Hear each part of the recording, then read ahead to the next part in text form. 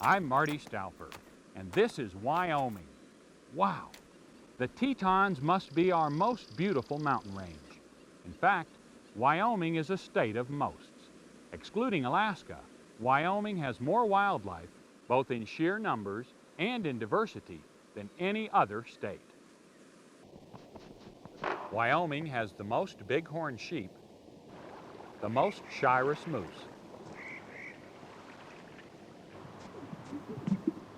the most sage grouse, the most pronghorns, and the most black-footed ferrets. It's also the state of the lower 48 with the most grizzlies. And it has the most mineral resources. Wyoming is called the Equality State, so it's appropriate that residents work hard to seek a balance with their wildlife. Come along with me to see the natural abundance that still abounds in wild Wyoming.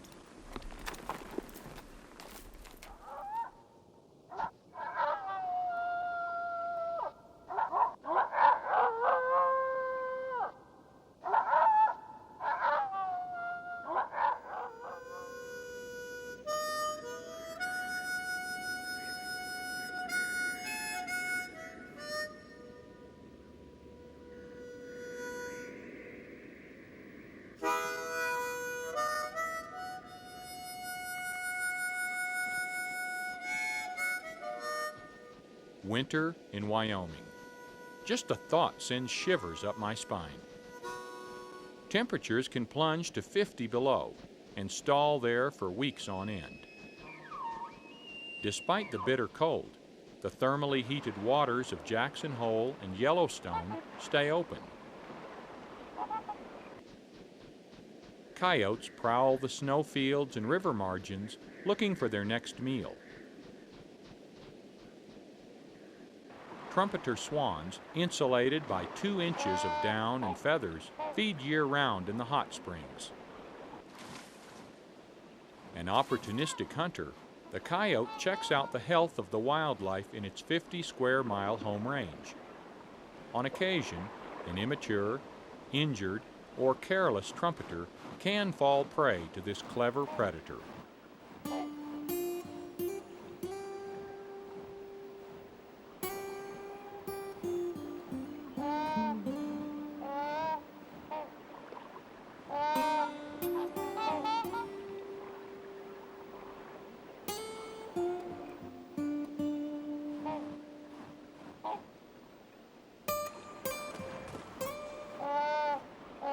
At over 35 pounds, trumpeters are the largest waterfowl species on Earth, outweighing most coyotes.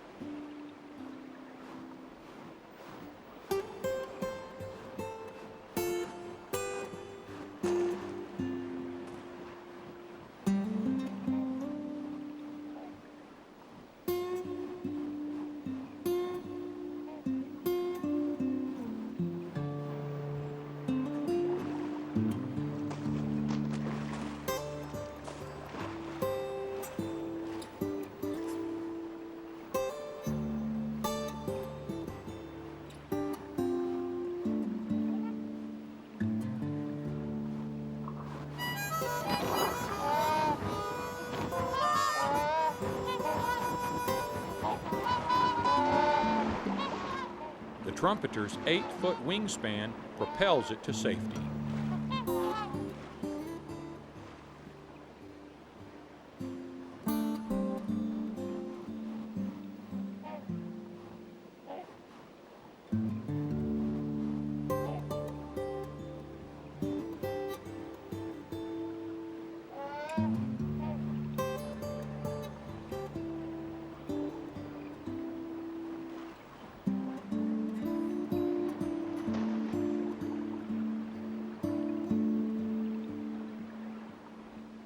Traditionally, these big birds have had far less to fear from coyotes than from humans, who nearly hunted them out of existence. Once numbering a scant 62 birds, over 300 trumpeters now concentrate in northwest Wyoming. By contrast, mule deer thrive in nearly every Wyoming habitat.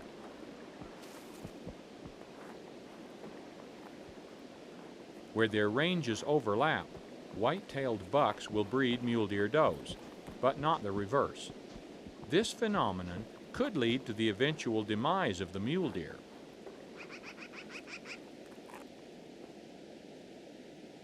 For some species, like deer and elk, winter is the biggest threat to survival. However, winter-killed elk means life for the magpie and the coyote. A primary factor limiting elk populations in Wyoming is the scarcity of winter range.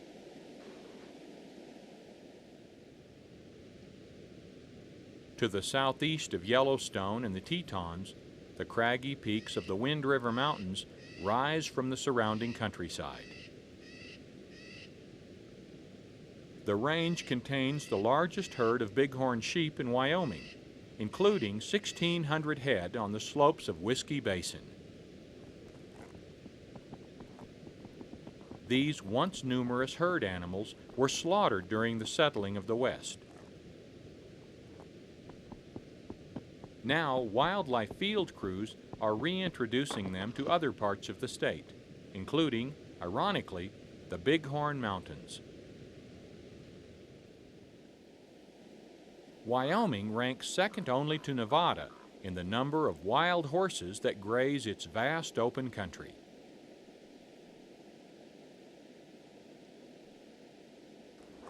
Wild horses originated in North America and migrated across the Bering Land Bridge to Asia. They became extinct on this continent during the last ice age, but were reintroduced into Mexico by the conquistadors. Some of these Spanish horses were turned loose or escaped and migrated north.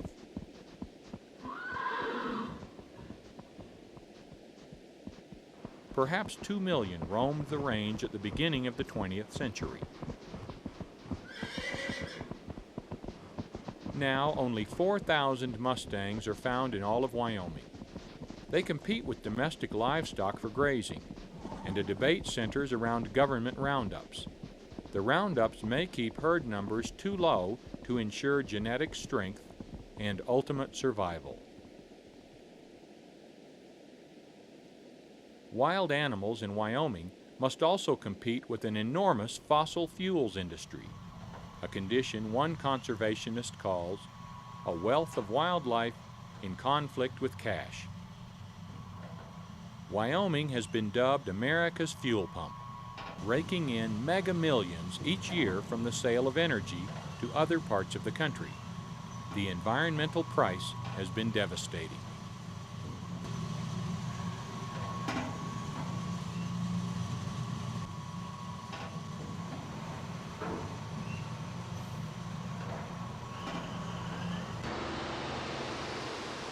A web of roads link oil and gas pump jacks, causing tons of earth to erode.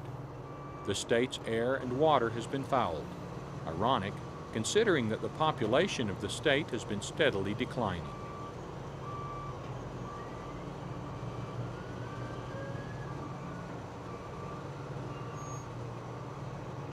Wyoming also ranks number 1 in the production of coal.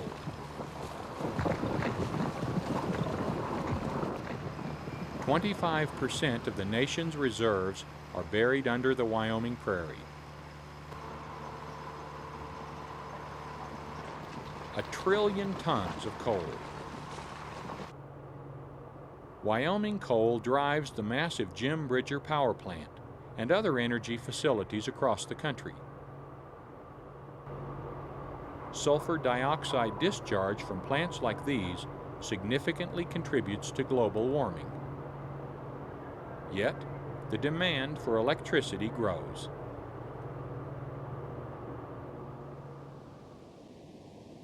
Energy extraction and environmental protection are more often than not at odds. The very basins which contain vast energy reserves also provide habitat for a wealth of wildlife. In Wyoming, more pronghorn range over the rolling grasslands than in all other states combined.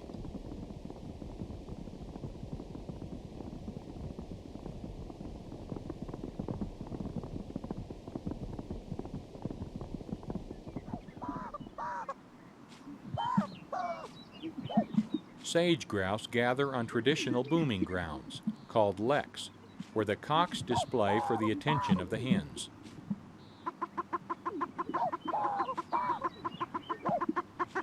These largest members of the grouse family are found in every county in the state, feeding on sage, their primary food. However, grouse numbers continue to decline due to the overgrazing of sagebrush habitats.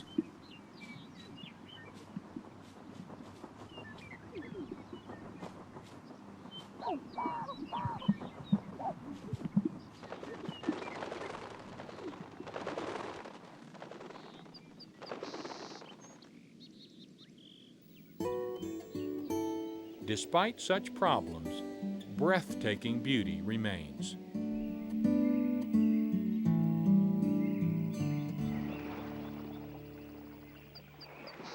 Summer in Wyoming is a personal favorite of mine.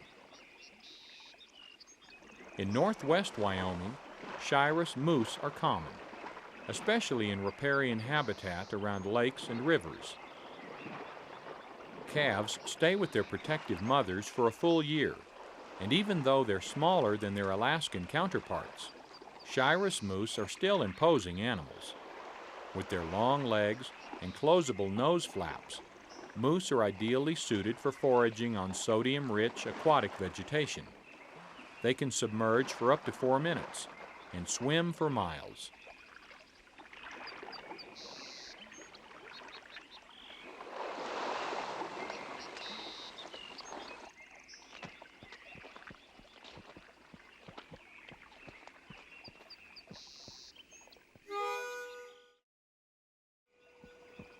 I've come to the Yellowstone area every summer for 25 years, not only to admire the moose, but also to enjoy the rich diversity of life in Wyoming.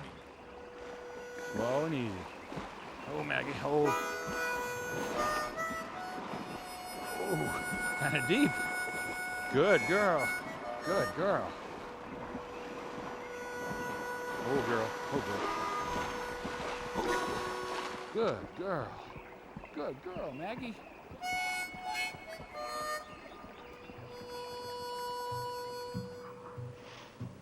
"80,000 elk live in Wyoming's forests, but these 1,000-pound bulls have chosen an open mountain meadow where a breeze keeps persistent flies away. I think bull elk are especially elegant in their summer velvet.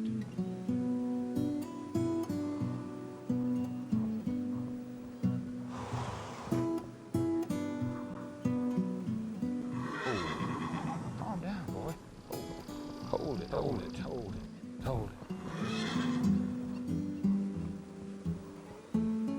Oh, Buck. Oh. It's okay, buddy. They're not gonna hurt you.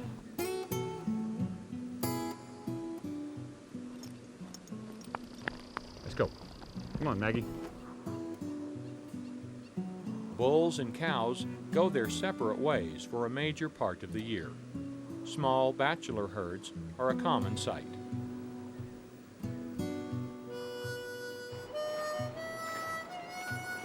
My journey takes me through spectacular country. In the distance, I can see the rugged tundra home of the legendary grizzly.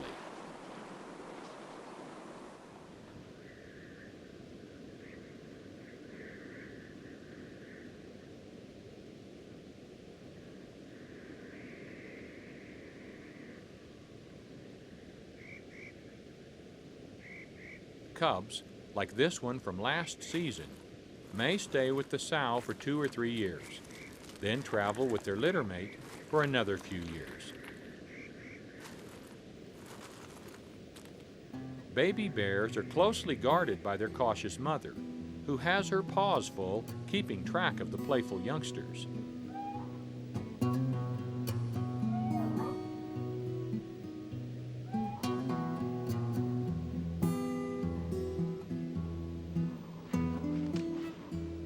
Mother bears are remarkably bonded to their cubs and will defend them even to the death. Especially threatening are big male grizzlies, which often attack and kill little bears. If the babies survive, they will increase their birth weight almost 1,000-fold before reaching the size of their mother.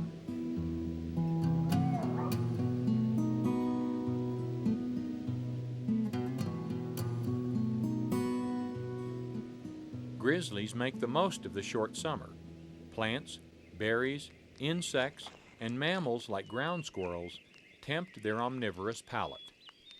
Often consuming 30,000 calories a day, 10 times that of a human, a grizzly can gain 3 to 6 pounds of fat in a 24-hour period.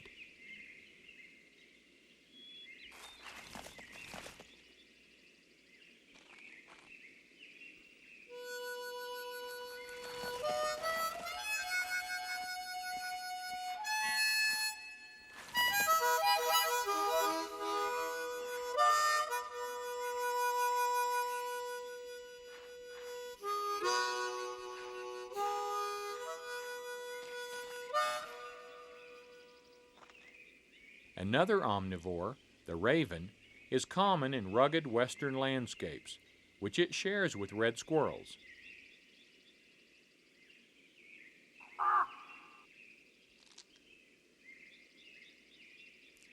Several inquisitive baby squirrels are exploring outside their nest for the first time.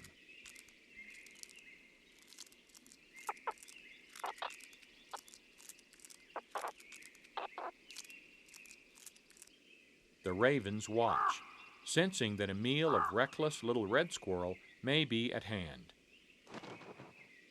The reasoning power and intelligence of the 2-foot-tall birds may equal that of a dog.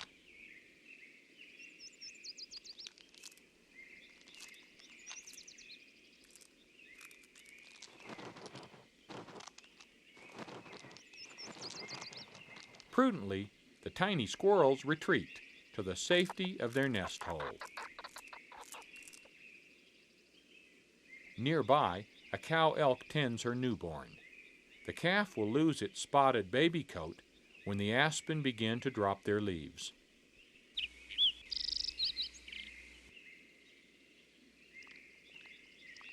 But autumn seems a long way off, with the forest now clinging to the wonders of summer.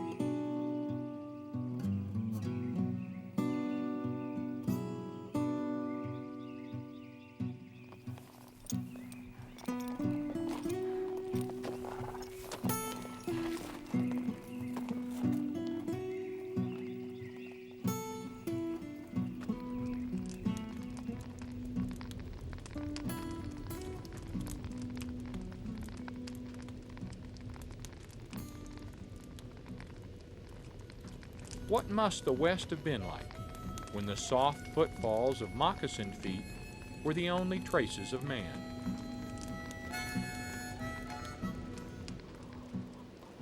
What must the broad Wyoming prairie have looked like when millions of bison roamed and immense prairie dog towns still housed bandit-faced, black-pawed marauders?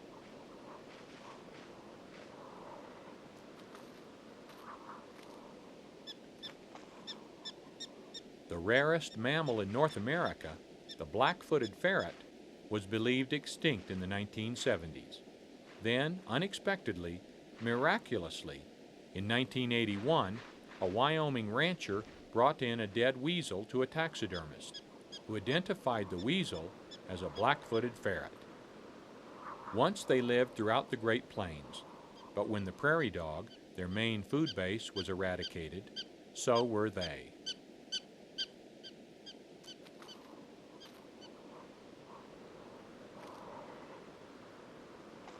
Then, southwest of Cody, a population of 100 ferrets was found.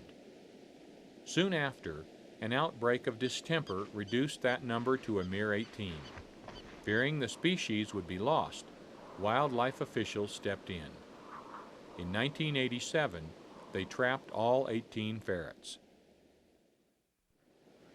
5 years later, as a result of a remarkable captive breeding program, black-footed ferret numbers had grown to over 400. A formal reintroduction ceremony celebrated the release of 49 juvenile ferrets.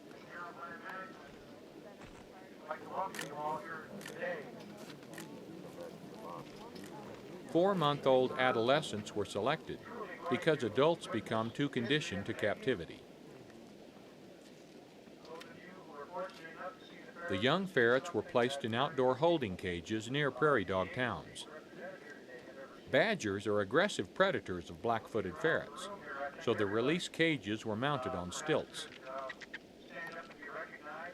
Prior to their arrival at the release site, the ferrets went through wildlife boot camp. They were exposed to muzzled dogs and a remote-controlled stuffed owl. They even encountered a robo-badger mounted on a toy truck.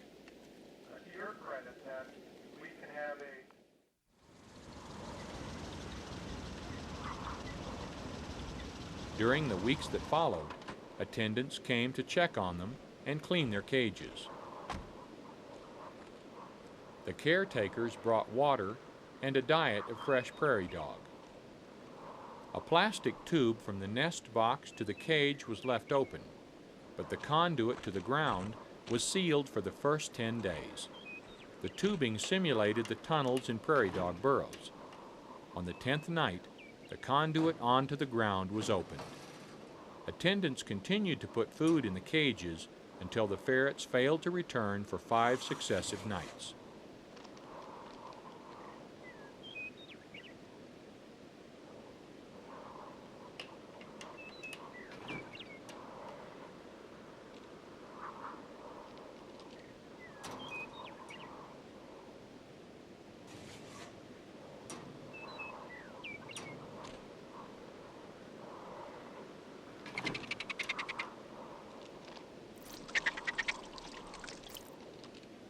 The goal was for 10% of the ferrets to survive. But could captive-born ferrets make it on their own? Could they possibly reproduce and reestablish their species? The site of the experimental release was Shirley Basin in the Medicine Bow country, with over 200 miles of prairie dog towns.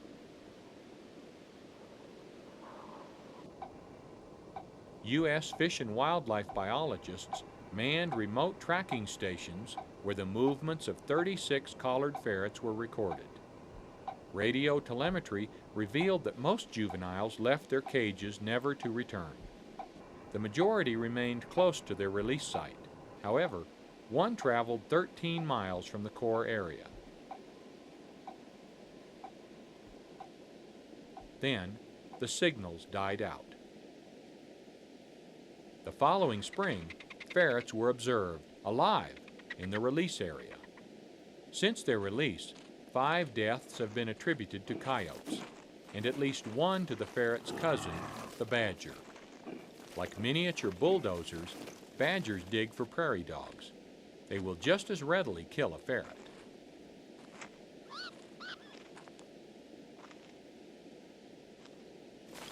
But badgers are as vital to the complex and beautiful prairie ecosystem as the impish and charming black-footed ferret.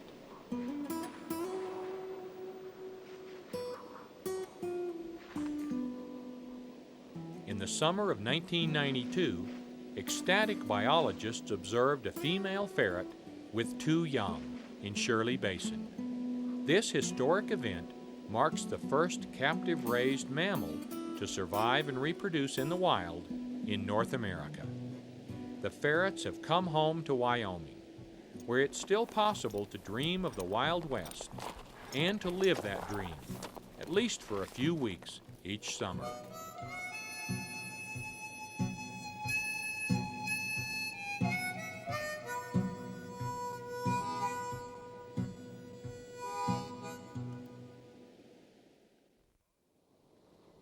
Regardless of where you live in the continental United States, a piece of Wyoming helps heat or cool your home, cook your meals, or fuel your car. Wyoming's wildlife, just like wildlife everywhere, is affected by our need for land and energy. Whether or not the grizzly, the black-footed ferret, and who knows how many other species will survive another century in Wyoming depends on management of both wildlife and people. I believe with wisdom we will succeed. And 100 years from now, when my great-grandchildren are camping there, they too will hear the trumpeting of swans in beautiful, wild Wyoming. I'm Marty Stauffer. Until next time, enjoy our wild America.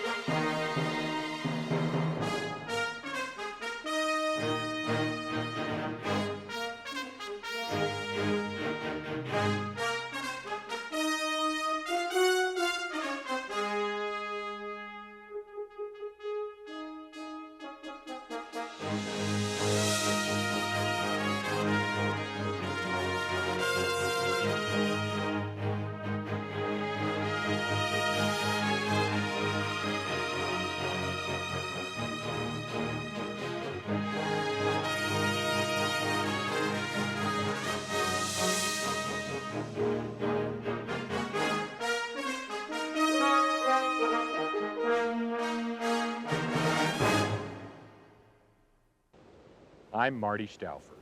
The Dakota Indians called this area Makashicha, meaning a bad land. French trappers called it a bad land to cross.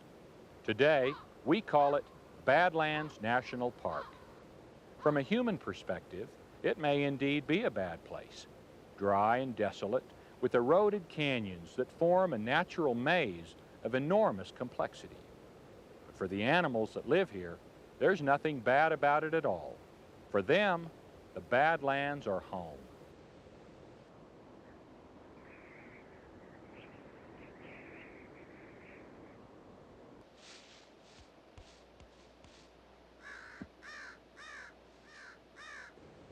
Isolated and protected within the steep canyons, pieces of prairie have been preserved.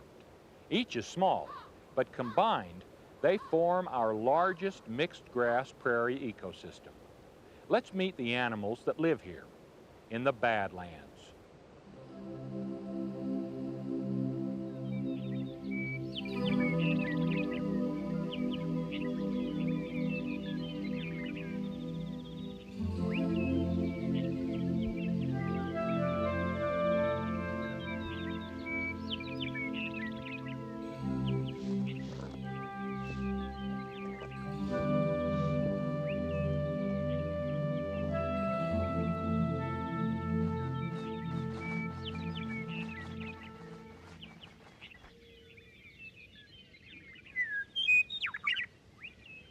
Dawn on the prairie is a particularly active time for wildlife.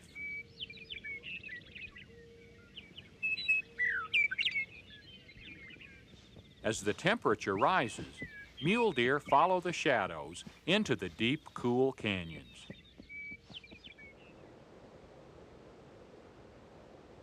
Turkey vultures spread their wings to absorb warmth from the early morning sun. They wait patiently for the thermals that will allow them to survey their domain.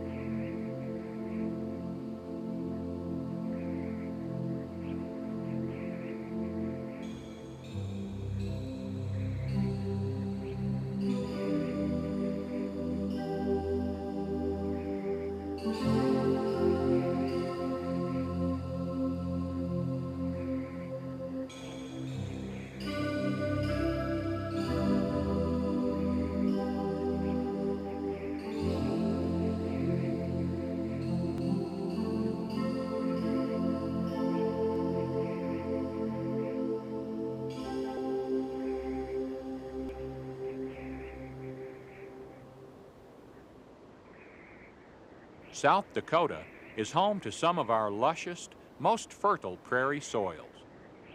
Most of this land has been converted to farms and ranches, but one particularly rugged area has not been settled and is now preserved within Badlands National Park. 244,000 acres are home for a variety of wildlife.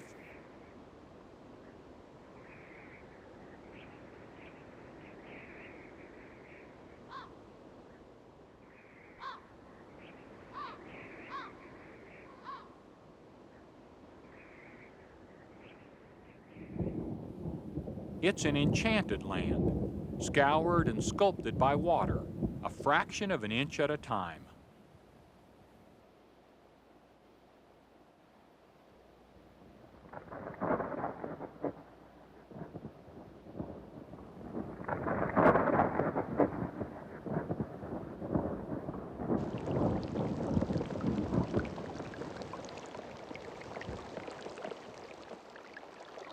It was water that deposited these sediments about 30 million years ago. And it is water today which slowly but inevitably carries this sediment back to the sea.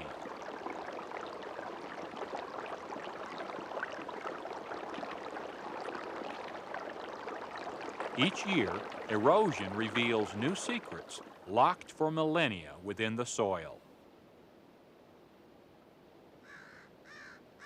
This area contains one of the richest deposits of mammal fossils found anywhere in the world.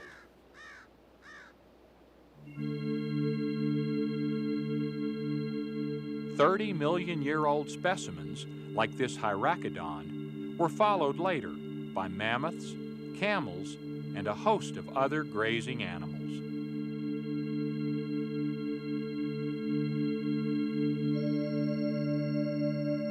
An equally impressive array of predators, such as this saber-toothed cat, hunted the grazing animals.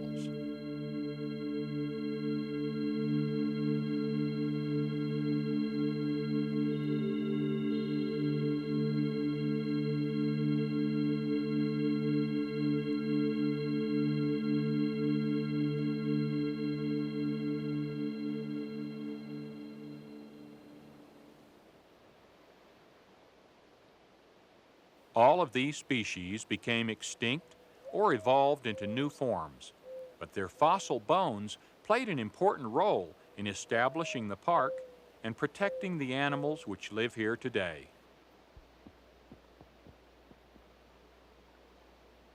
Bighorn sheep are well suited to a life on the sheer ridges.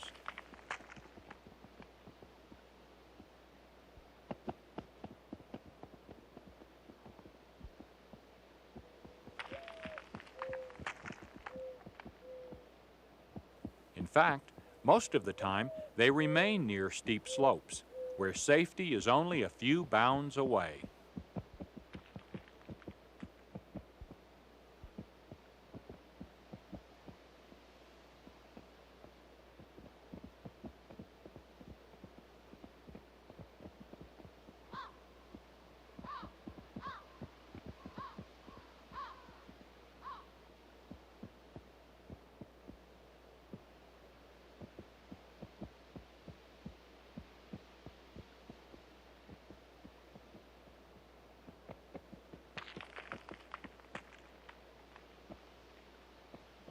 These Rocky Mountain bighorn were introduced into the park in 1967. The native Audubon bighorn, a slightly different subspecies, were exterminated by early settlers at the turn of the century.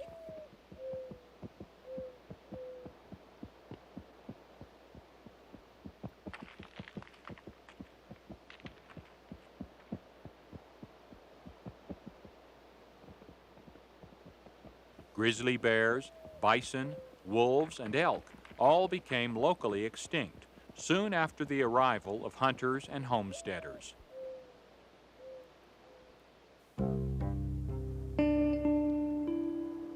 But life was not easy for the settlers either. Cold winters, hot summers, and lack of moisture drove many away. As they left, wildlife began to recover. Many of the species originally present have since recolonized the area or have been reintroduced.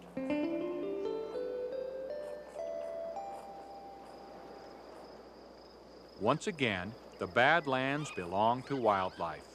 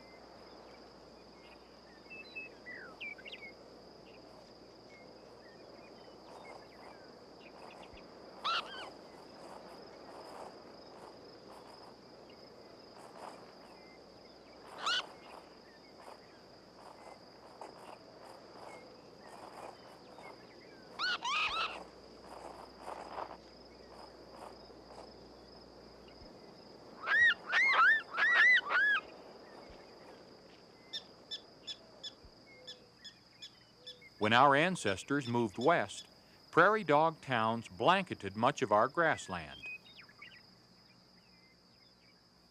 One town was said to be 100 miles wide and 250 miles long, containing perhaps 400 million of the plump rodents. When cattle arrived, prairie dogs were viewed as competitors. They were shot, poisoned, and trapped from most of their former range. Towns in this park and in other areas have since recuperated.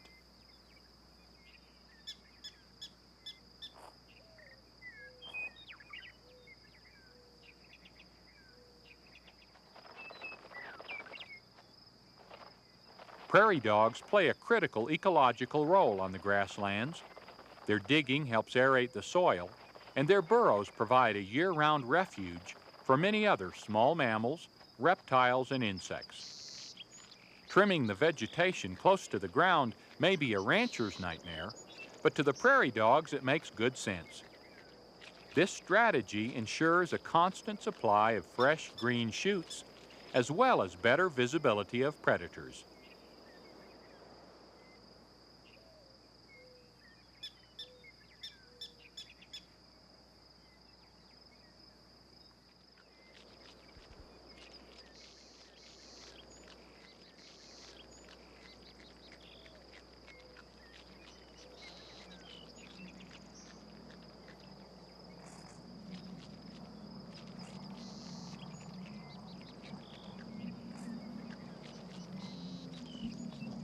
Bison also enjoy the fresh shoots on the prairie dog towns. Unlike cattle, bison and prairie dogs have peacefully coexisted for thousands of years.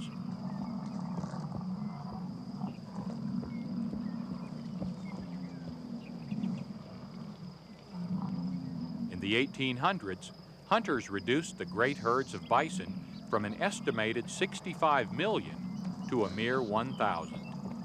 Bison disappeared completely from the Badlands. They were shot primarily for their meat and hides, but their extermination was also part of a larger strategy to eliminate the Indians' food supply and force them onto reservations.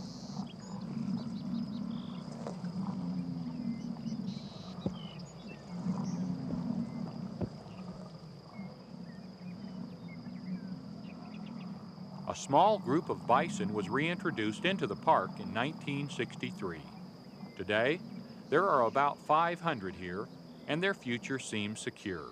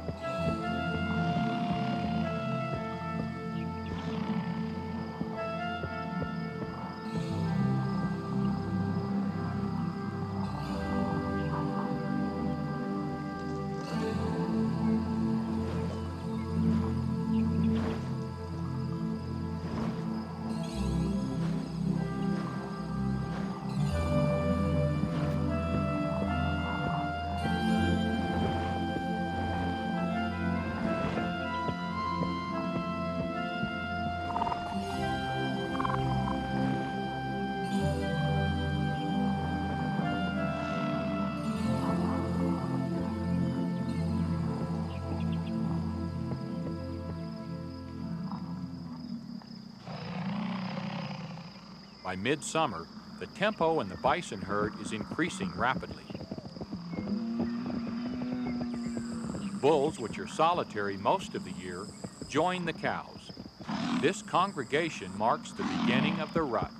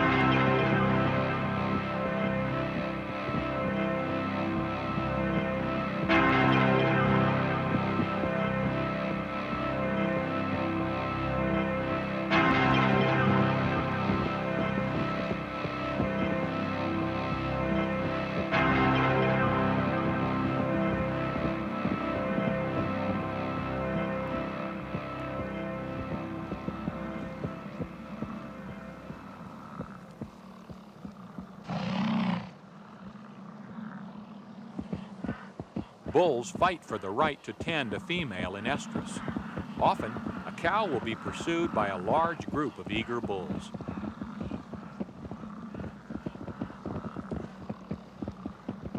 They may chase her for miles in 100-degree temperatures.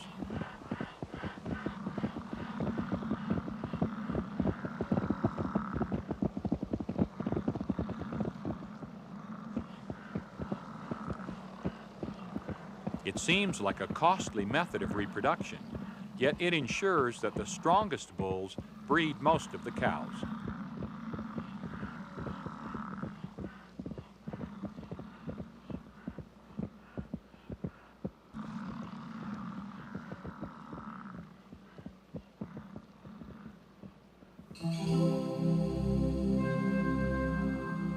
By August, the land becomes parched and dry.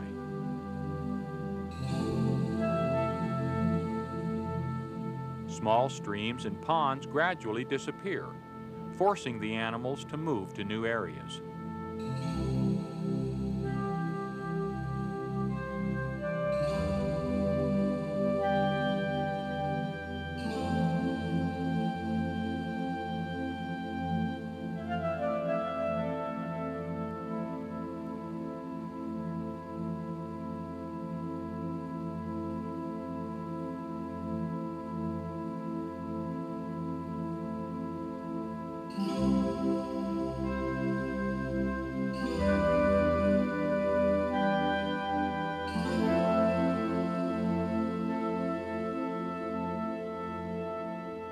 Most animals are well adapted to the scorching temperatures and lack of water. This bighorn ram was probably weakened by disease. Nature selects only the healthiest to survive and reproduce.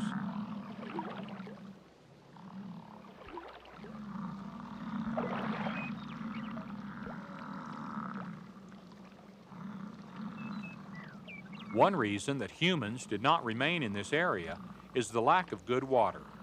Most of the surface water is muddy and unfit for either drinking or agriculture. One frustrated settler termed it too thick to drink and too thin to plow. It seems to suit the killdeer just fine.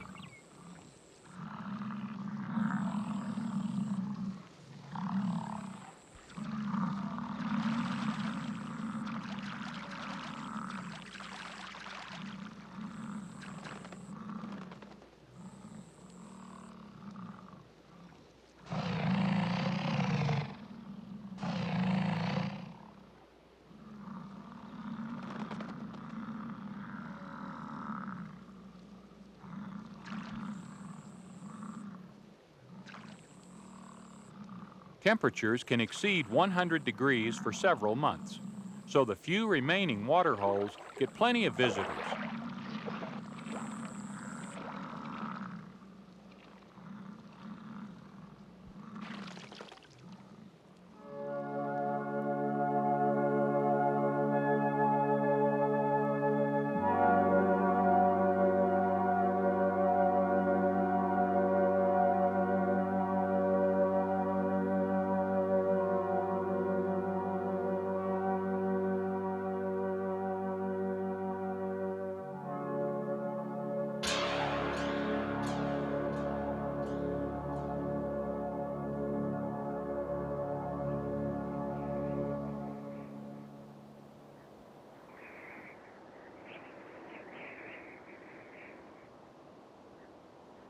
The cool days of autumn are followed by the first snows of winter.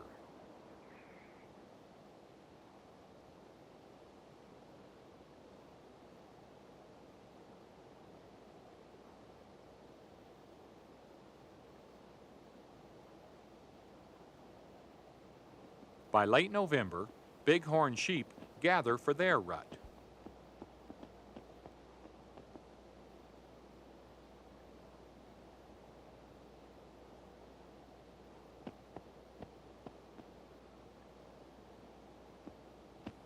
Rams join into groups, sizing each other up with ritualized displays.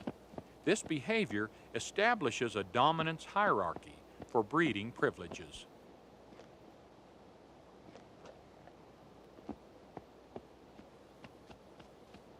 Usually, the older rams in peak physical condition have the largest horns. They can often establish their dominance without having to fight to prove it. The famous head-clashing battles are quite rare, but when two evenly matched rams cannot settle a dispute by display, a fight may follow.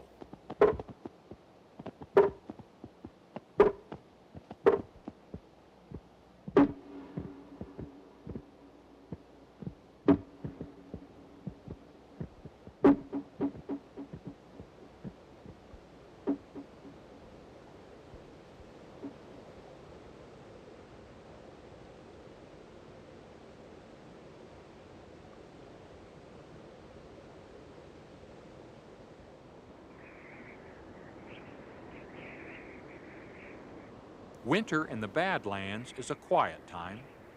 Most animals either migrate or hibernate to avoid the harsh winds and sub-zero temperatures.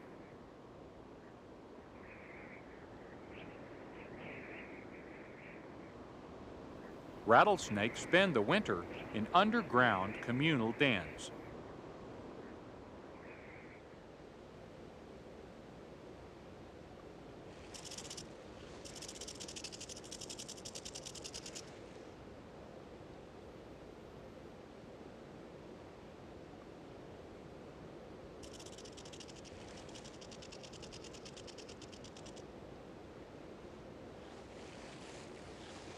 Many small mammals, reptiles, and insects take advantage of the abandoned prairie dog burrows, which are deep enough beneath the surface to prevent freezing. Several hundred snakes in each den is not uncommon.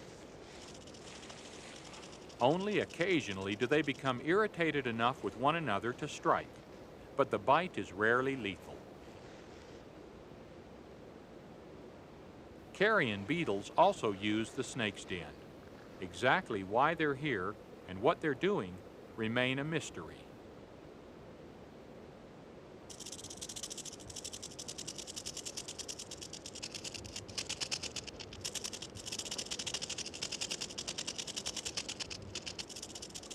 Luckily for this thirsty beetle, the snakes do not appear to be hungry.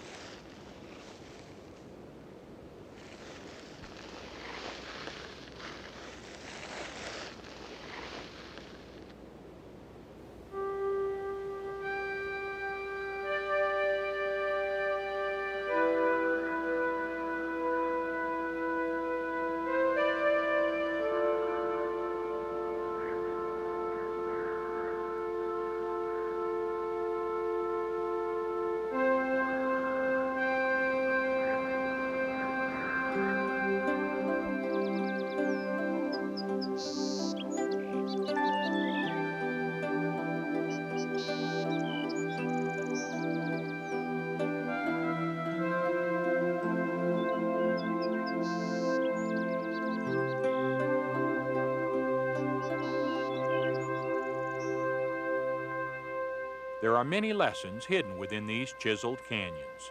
Lessons from the past and lessons for the future.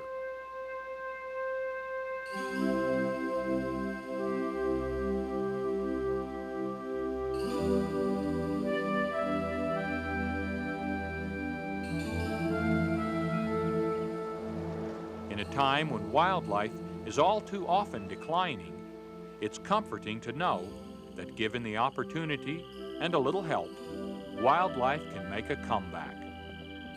If we can ever learn how to avoid harming these wild creatures in the first place, we will have learned the most important lesson of all.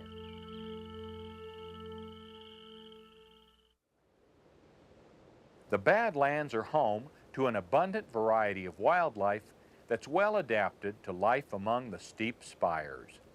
Equally important is the mixed grass prairie that has been preserved within this rugged landscape. We can all be thankful that there are a few remote places where nature has persisted. Places just like the Badlands. I'm Marty Stauffer. Until next time, enjoy our wild America.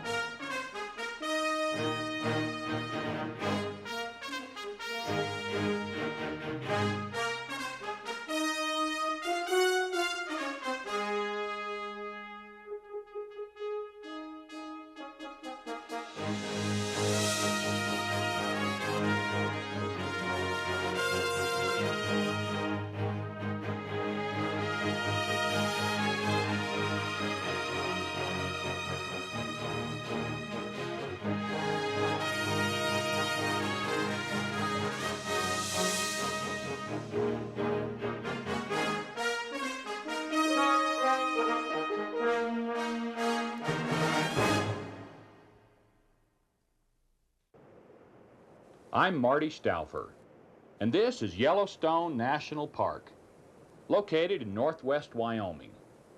The park's waters vary from near boiling to near freezing, and they support every manner of life, from algae to eagles, from bacteria to bears. This is Yellowstone Lake. With 110 miles of shoreline, it's the largest of its kind at such high altitude, about 8,000 feet. Its deep water is clear and cold, even in summer. My diving crew and I are getting ready to explore this underwater wilderness, a world never seen by the park's 2 million annual visitors. We'll be looking into the life of a creature that is the cornerstone of this entire aquatic ecosystem, the cutthroat trout. It's as intriguing as it is lovely, and its story is more amazing than I ever expected. Our exploration will begin at the southern end of the lake, in the thoroughfare country, the wildest wilderness left outside of Alaska.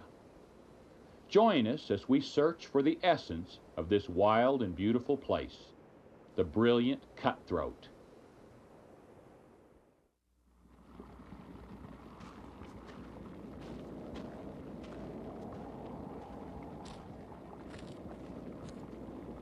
For 8 months a year, Yellowstone is held in winter's icy embrace.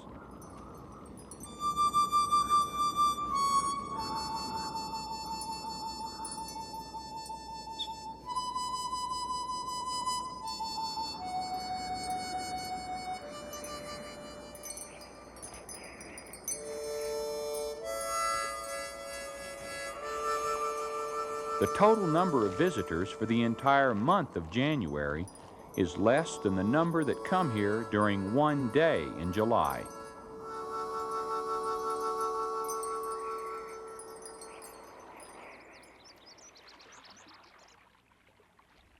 Man's buildings and boat docks impose on less than 2% of Yellowstone's 2 million acres. This first lady of our national parks was established in 1872, her land and animals protected by government mandate.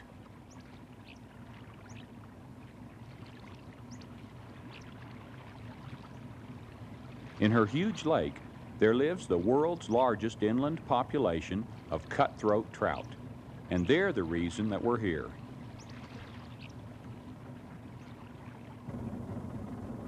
Along with me on the Boston whaler we'll call home are my brother Marshall, who now lives in Dallas, but like me grew up in Arkansas, and another Arkansan, who's also a lifelong friend, David Huey.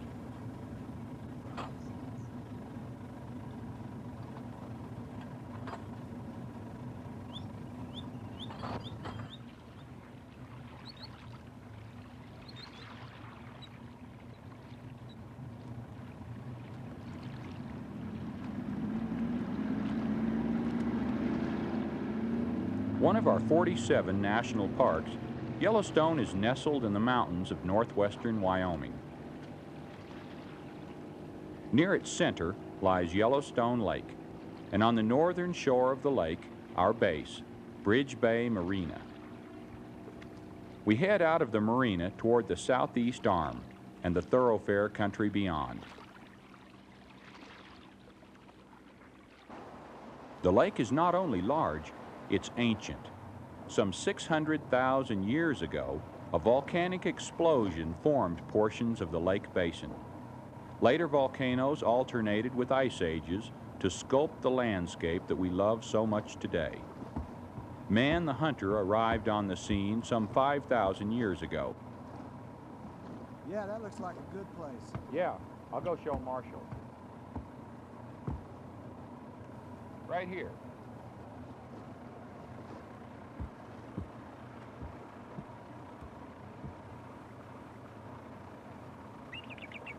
Today's master hunter along the lake is the bald eagle.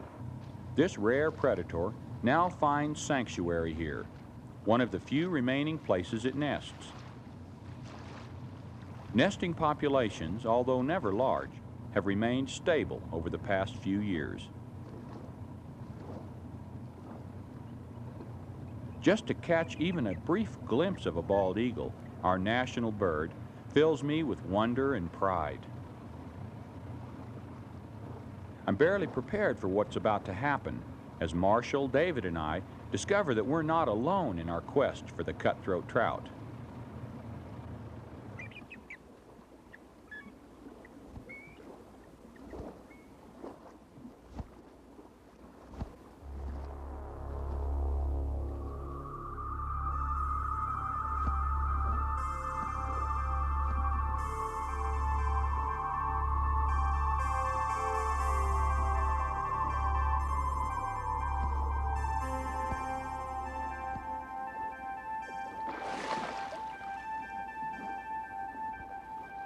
A valiant try, yet no trout this time.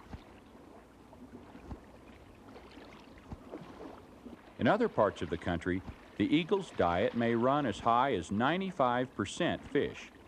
Here it's only 25%, and of that, only half is cutthroat. It goes in for another try.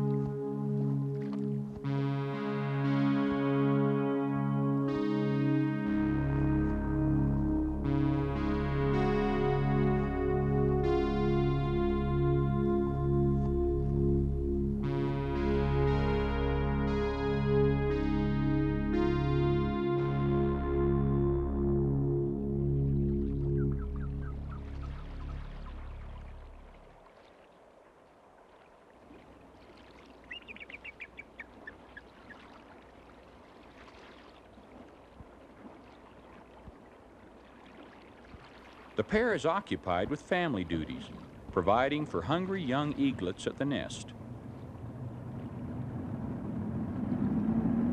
We move on. We also want to film the other wildlife that feed on cutthroat and look more closely into the web of life that begins in these rich waters.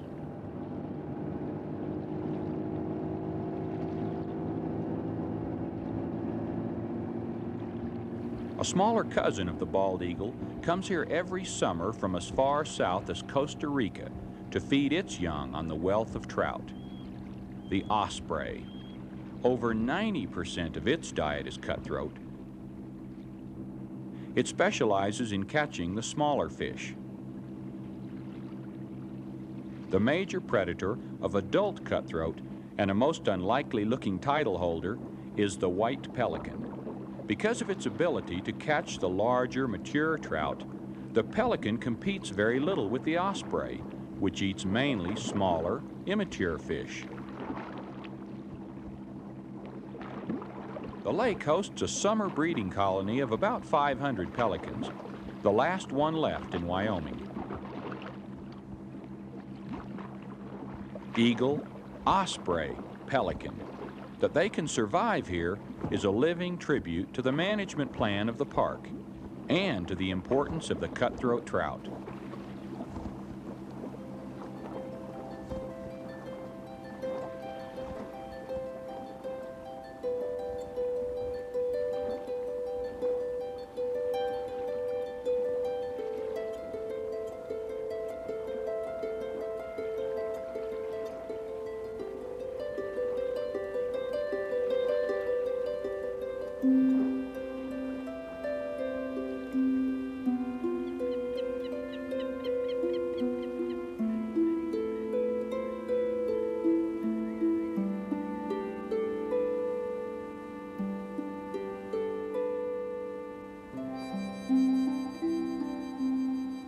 As the pelicans return to their nests on the Molly Islands for the night, we find a campsite on shore in Wolf Bay.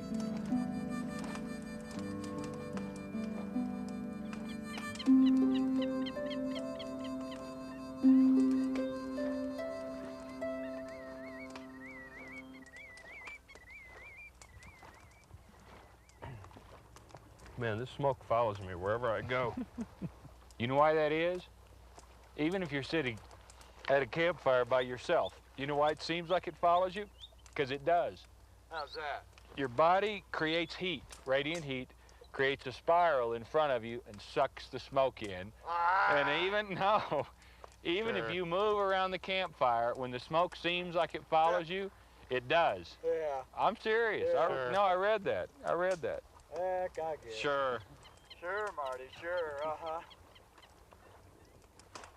Yeah, That makes sense. it sort of does. Watch it, Dave. This is a wilderness right here. God, I love it. Beautiful. Grizzly bears. Right here. Right in our backyard. Wow. I'd love to see one. I know it. You remember all those we saw in Alaska? God, that's great. You know, this is the wildest wilderness there is. This thoroughfare country right here. The southern end of Yellowstone Lake. You know how far it is to a road? How far? It's a 2-day hike in any direction. I wish there were grizzlies here like that, but they're just hard to see in Yellowstone. Remember the first year we came up here, we saw a bunch of Yeah, them. yeah. Well, we'll probably see some this trip before it's over. What's your plan for filming those trout tomorrow? You gonna do any diving? Yeah, we might dive tomorrow. Oh, that'll be exciting. I know it. I'm looking forward to that. It's going to be great. The first thing we want to show is that this lake is backwards. Is that right? The big trout, there's only one kind of trout in this whole lake, cutthroat. That's it. The big trout are in the shallow water. Medium trout, and in the deepest water, there's no trout at all, except for little ones. The little ones are down deep. That's where the little ones go to hide to get away from the big ones, so they don't get eaten. Do you know, David, in the warmer waters in the south, the fingerlings stay in the shallow water, you know, in the underbrush? Yeah. And the larger ones stay in deeper water on drop-offs, waiting for the smaller fingerlings to stray into the deeper water. Then they eat them, prey on them. Just backward to this lake, huh? Yeah, it's probably because there's just only one species or one fish in the lake. Yeah. That's what it is. It's the cutthroat trout has evolved to protect itself from itself. And what we want to do is we want to show those levels of the lake, and then we want to find the trout, find where they're congregating, and follow them up the spawning streams. Got a lot of work ahead of us. It'll be interesting, you know, because the spawning stream.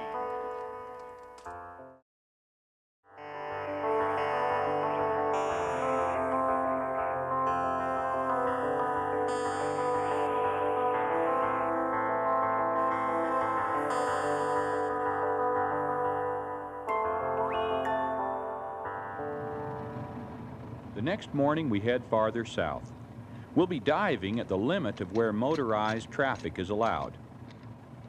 The no motor rule protects the pelicans and other wildlife from undue human disturbance. Everybody ready? Here we go.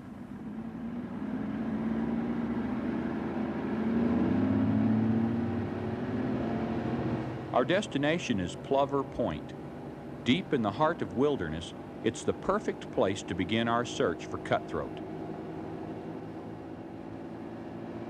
Yellowstone Lake plunges down to 320 feet and averages about 130.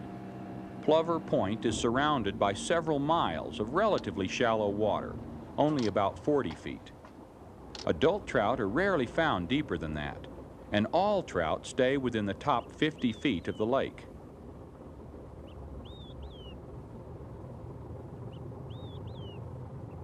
A variety of wildlife lives around Plover Point, including common mergansers. Trout is also a major food item for these diving fish ducks.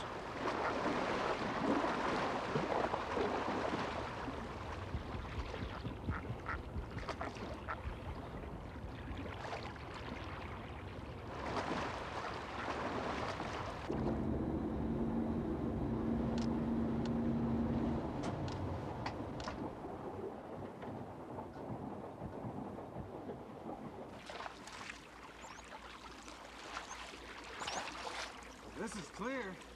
This is great. It's deceptively shallow.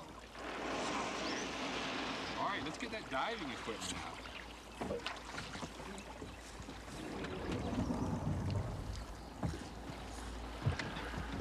me see that dry suit.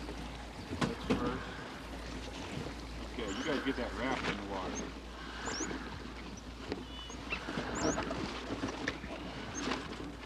Yeah, it is. That's right.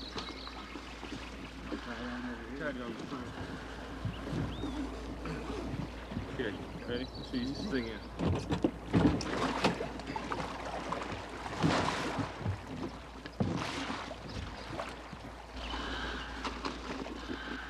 I hope this water's not as cold as they say it is. Me too.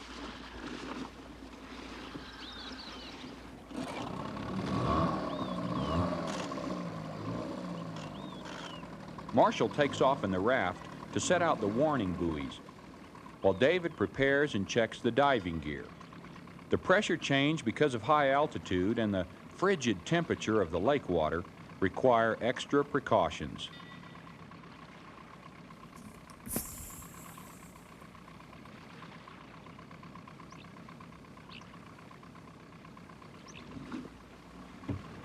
I get the dry suit ready. In June, the water is about 50 degrees at the surface, but it gets colder fast just a few feet down.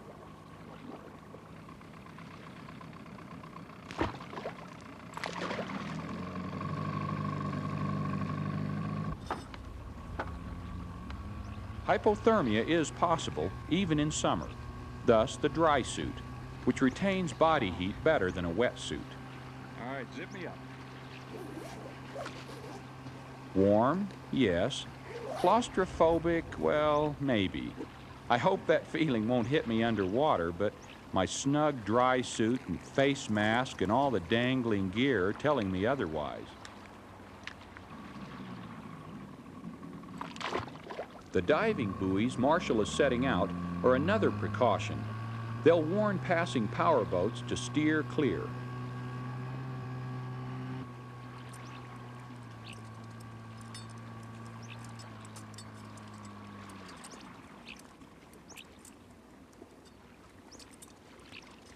Other than the dry suit, the gear is pretty standard.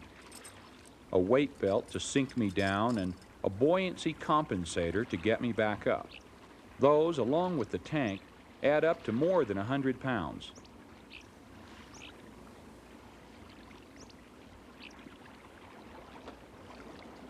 The mergansers must be amused. For them, diving comes naturally. Of course, the camera also requires protection, a waterproof aluminum housing. That's another 50 pounds.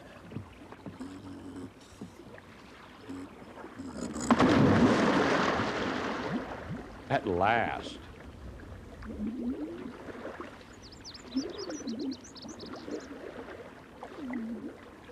I've dived in the Pacific, the Atlantic, and the Mediterranean. Still, I'd rather be right here in Yellowstone Lake with the cutthroat trout.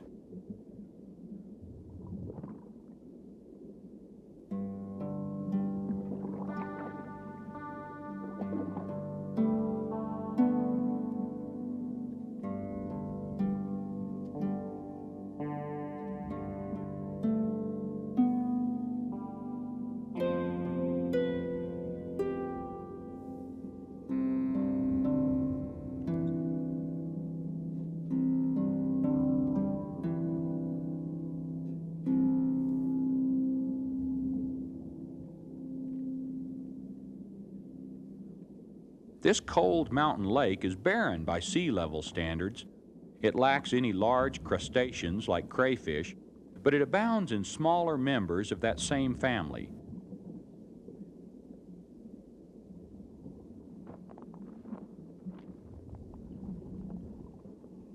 Two types of freshwater shrimp are the most common bottom creatures. Keratin from the shells of insects and from these shrimp are responsible in part for turning trout flesh its characteristic red color. Just as trout is a succulent feast for humans, so are these shrimp for the trout.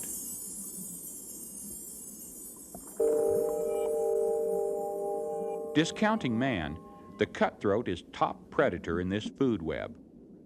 The shrimp, in turn, feed on microscopic organic matter.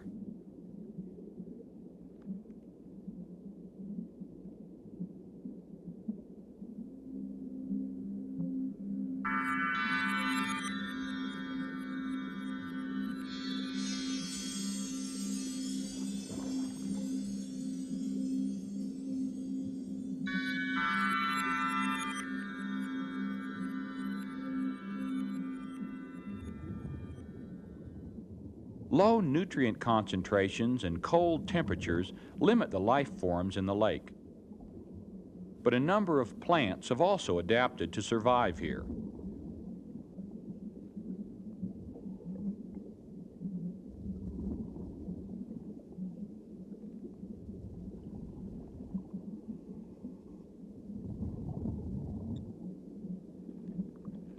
Obsidian sand, boulders, rubble, fine clay, and silt mixed with organic matter make up the bottom. I search for other signs of life and find a freshwater leech. This parasite attaches itself to the trout only for an occasional meal, and so poses little threat. But leech and trout share one distinction: both are native wildlife.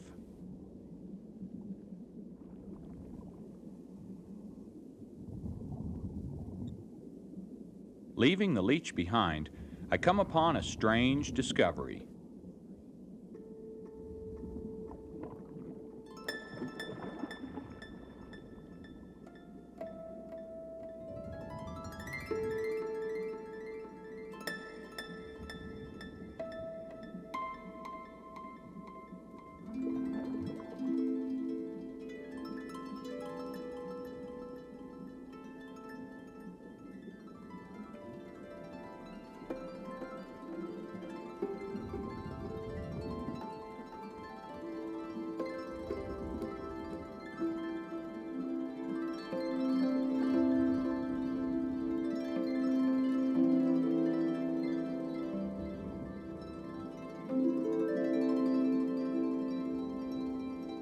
In this lake with limited plant life, the balls, as we call them, are fascinating. Some are attached, some not. Some are hollow, others solid like grapes. We later found out that they are nostoc, a blue-green algae which grows only in pristine waters. Each ball is a complete colony of tiny single-celled organisms.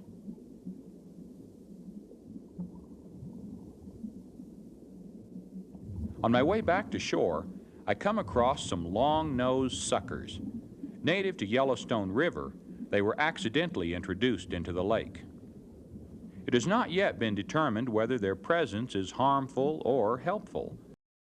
Suckers may compete with the native cutthroat for the same food, but as bottom feeders, the suckers have filled an empty niche in the Yellowstone system.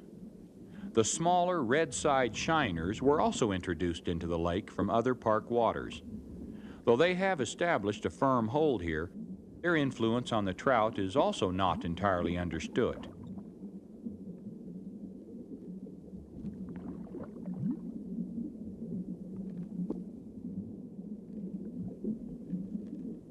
It is known that shiners and young trout eat many of the same things, and, as I'm seeing, that adult trout eat shiners in shallow water.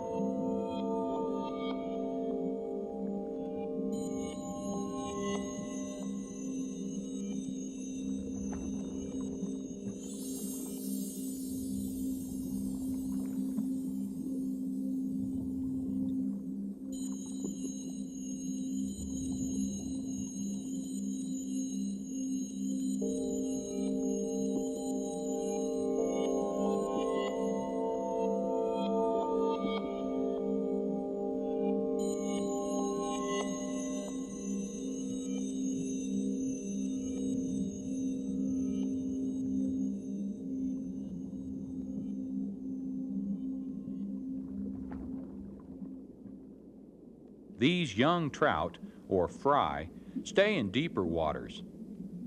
They find food and safety here, far away from the reach of the hungry adult trout, which stay in shallower waters.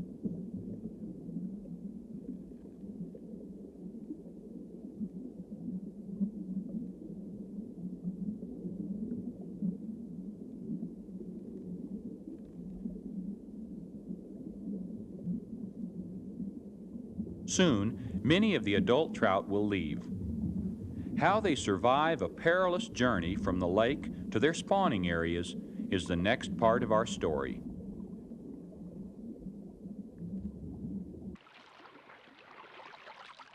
We'll dive in the raging rapids of Yellowstone River as we continue the amazing story of the cutthroat.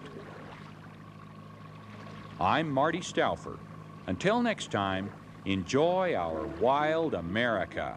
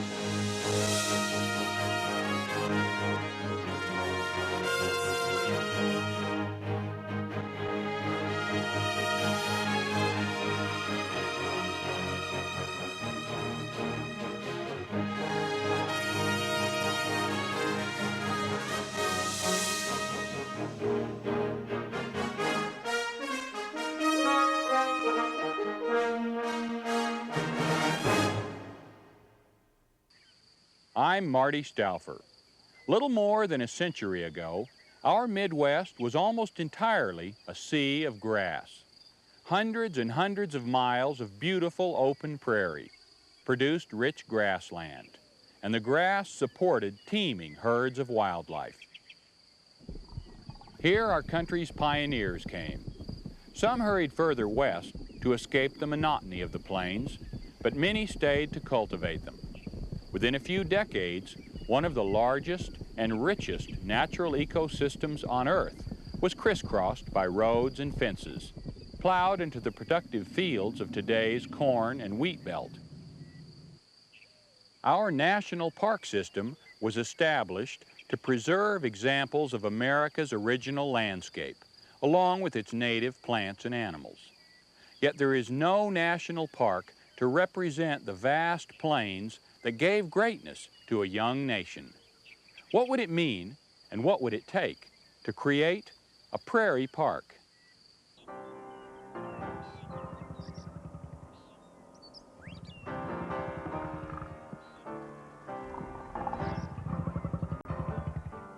More than any other animal, the American bison symbolizes the power and magnificence of the plain.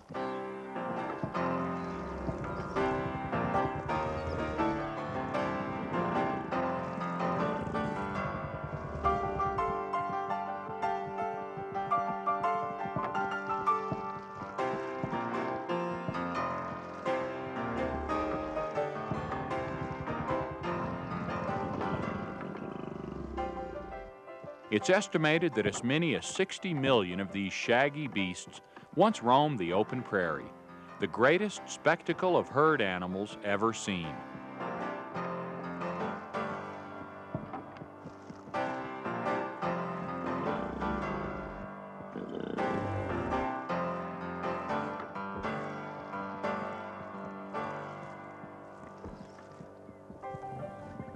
Yet the bison was only one of many splendid large mammals native to the plains. Wolves and bears stalked antelope and bighorn through the tall grass.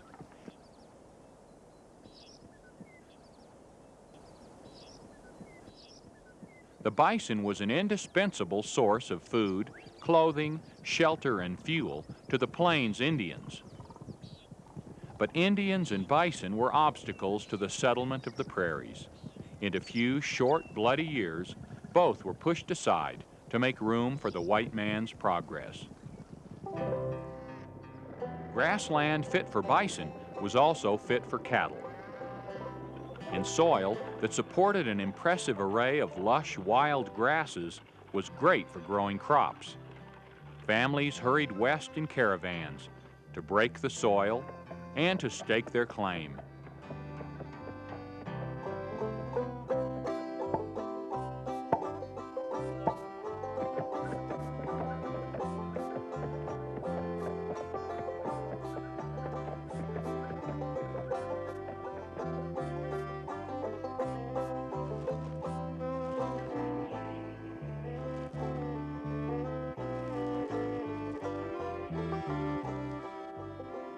By the turn of the century, much of the prairie was fenced and planted.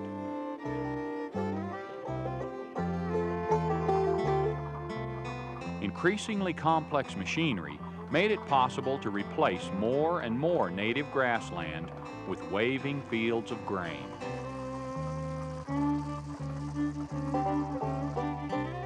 Where bison once roamed like cloud shadows, great combines now march in straight rows.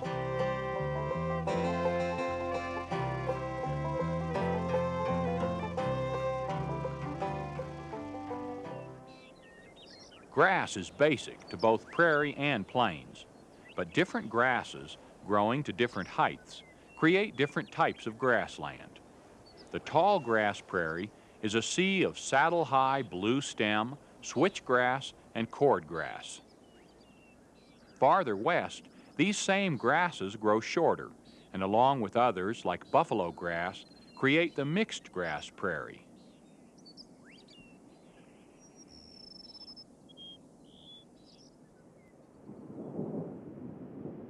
Still farther west, blue grama and buffalo grass dominate the drier shortgrass prairie. The mixed and shortgrass prairies together are what we call the Great Plains. Fed by up to 40 inches of rain a year, tall grass prairie once covered 250 million acres. Mixed grass prairie gets higher winds and less precipitation, 14 to 23 inches. Shortgrass prairie, in the dry, rain shadow of the Rockies, averages only 10 inches a year.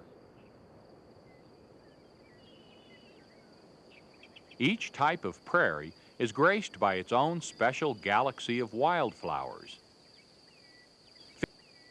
15 to 20 varieties burst into bloom each week between March and October.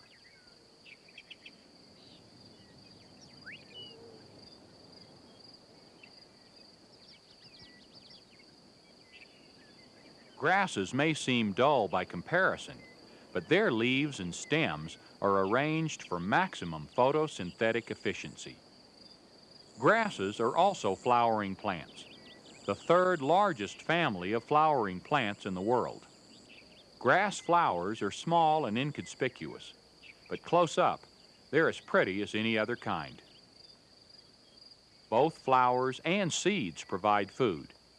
In fact, unlike trees or shrubs, the whole plant is edible. And its way of growing in dense stands provides shelter as well as food for many animals. Many grasses also have an extensive network of fibrous roots that grow sideways as well as down. These roots and runners hold the soil together and enable animals to burrow beneath it.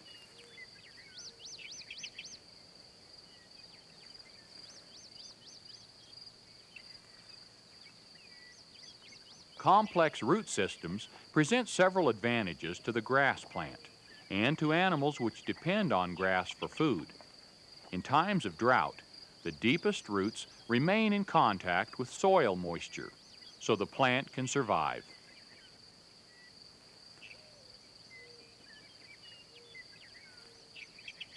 The energy stored in grass roots also helps to regenerate the above-ground part of the plant after it has been grazed or destroyed by fire.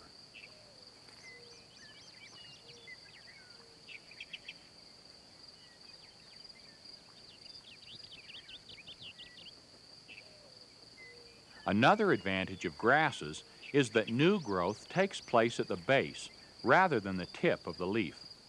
If one cottontail nibbles away the tip, the leaf will continue growing to provide food for another.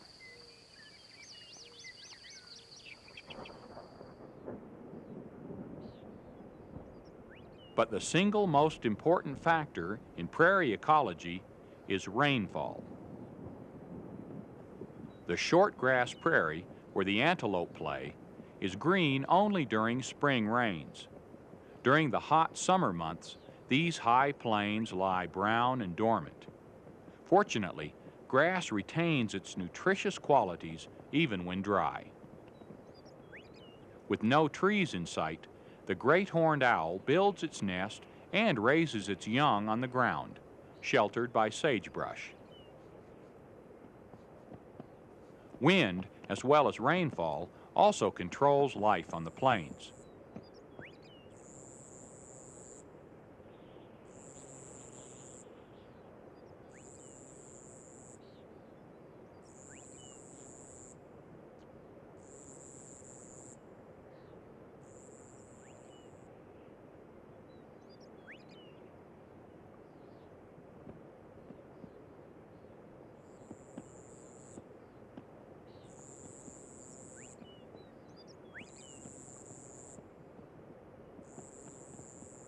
The pronghorn is not a true antelope, but it evolved on our western plains and is one of the most successful of all prairie creatures.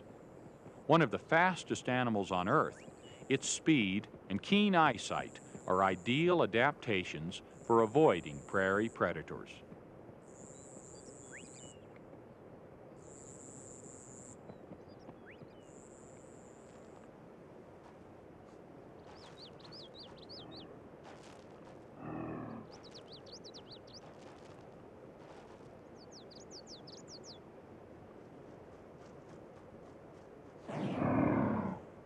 The badger is another highly successful prairie dweller, common to all three types of grassland. This large, feisty member of the weasel family is one of many burrowing creatures at home on the prairie and underneath it. Burrows provide shelter in a treeless land and insulate their inhabitants from extremes of heat and cold. The badger aggressively hunts prairie dogs, pocket gophers, mice, and even rattlesnakes by digging into their burrows after them.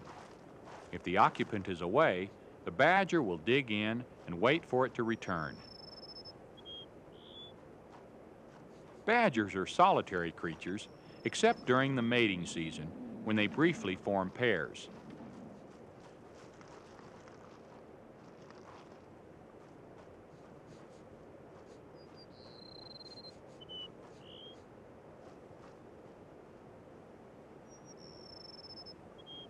Like all burrowing animals, the badger is important to prairie ecology. Tunneling in general turns over the soil and keeps it aerated. And the badger in particular helps control rodent and reptile populations. It can dig with incredible speed, disappearing completely in a matter of seconds. This western box turtle, on the other hand, is anything but speedy.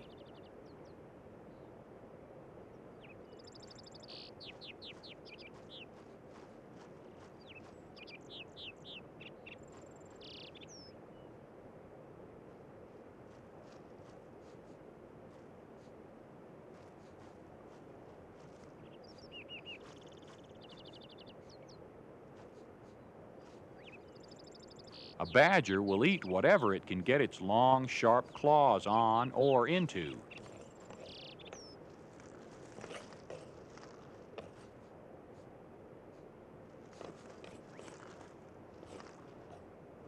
But the turtle has shut itself in, as invulnerable as a rock.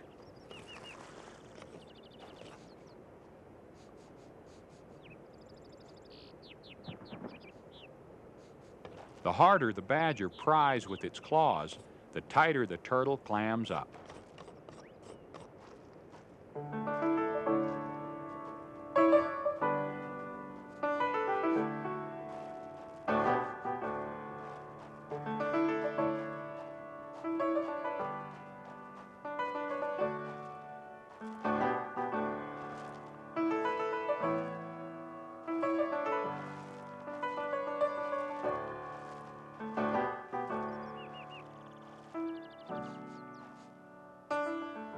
Perhaps this perplexed predator thinks that the turtle has somehow left its shell and is digging this burrow to wait in until the turtle returns.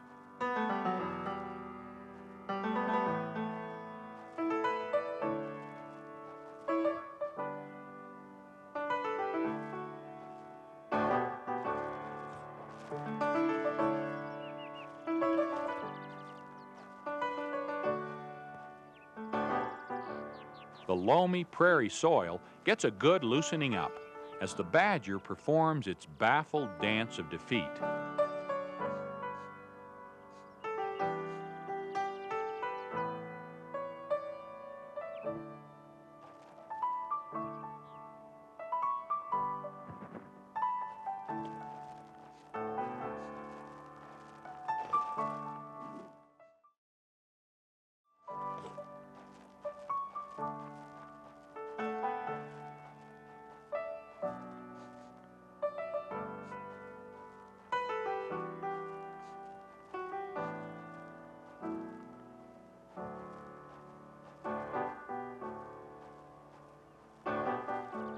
Once again, patience decides the outcome.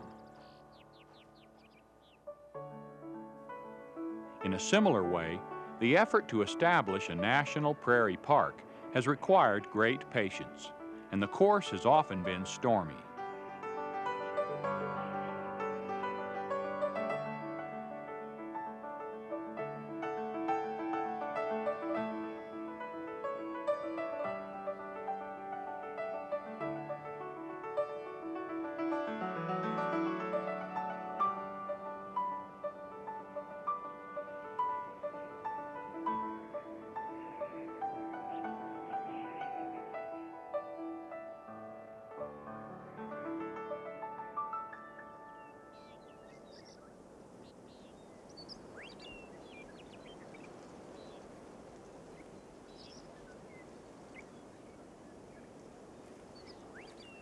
I love it out here.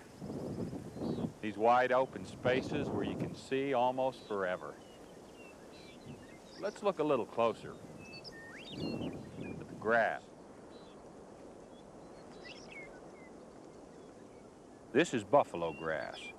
Like most grasses, it has an elaborate root system. The settlers chopped chunks of this out of the earth and stacked it up to build their sod houses. And this one is wheatgrass, named for its seeds. It's an important food.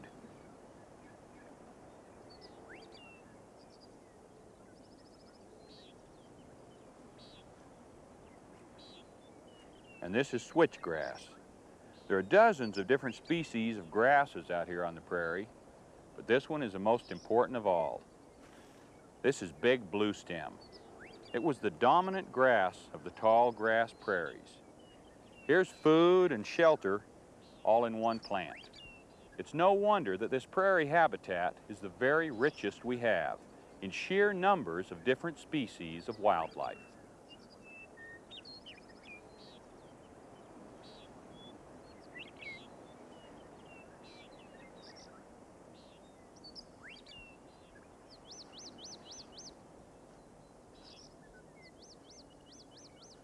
Thousands of square miles of our nation once looked like this. Now there's only a few scattered areas which still do. I think we should preserve what little we have left. After all, we have the greatest national park system in the world. We preserve canyon land, mountain land, forest land, and seashore for the benefit of wildlife and the enjoyment of millions of humans. Why should we leave out our great heritage of grassland? Much as I love this big sky country and would like to save it intact, I must admit that this whole concept of a prairie park was not my idea. I wish it were, because I think it's great. But many people have been working for years to create a tall grass prairie park in Kansas or Oklahoma. And one man, noted naturalist Dr. Durwood Allen, has almost single-handedly spearheaded a plan to preserve 1 million acres of our western Great Plains. 1 million acres sounds like a lot of land. Where could we find a place to put a park that big? Tall, mixed, and short grass prairie once combined to form one vast original prairie. As America grew, the prairie shrank, until now only 2 main areas remain. A Great Plains National Park could be located somewhere in this area. 1 million acres would take up hardly more space than the dot of this question mark. And a tall grass prairie national park though much smaller, could find a home somewhere within this area. The ideal way to manage either park would be to leave it in as natural a state as possible. Fire, for instance, has always been a major factor in prairie ecology. Nowadays, controlled fires are set by man to keep grasslands healthy and to prevent the invasion of trees. In times past, prairie wildfires were started by lightning and fanned by wind. They spread fast, burning old dry grass and making way for lush new growth.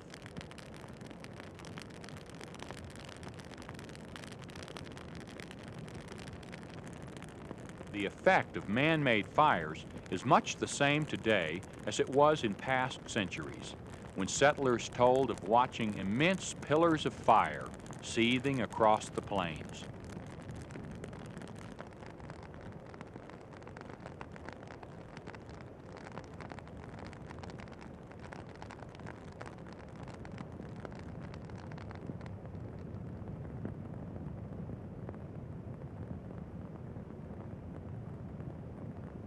Although grasses are much more resistant to fire than animals, surprisingly few creatures are killed by grass fires. Some can fly, some can burrow, and some can run.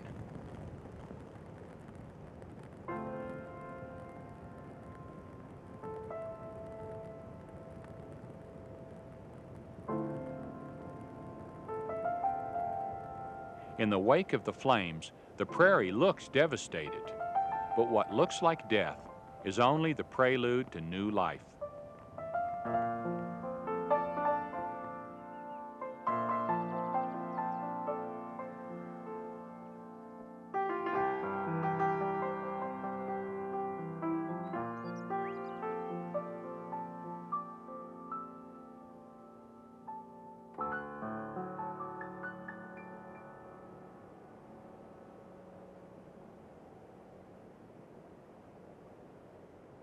Most of today's prairie is crisscrossed by utility lines, railways, fences, and roads.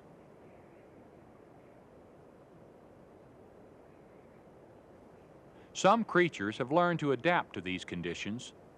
The deer mouse requires only a small amount of territory, and the kestrel can fly across any boundary.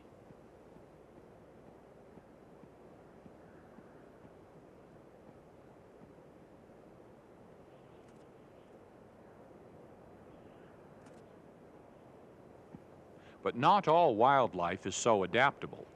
Most native prairie animals need to roam wide open spaces on the ground in order to be as free as a bird in the sky. Such spaces are few and far between.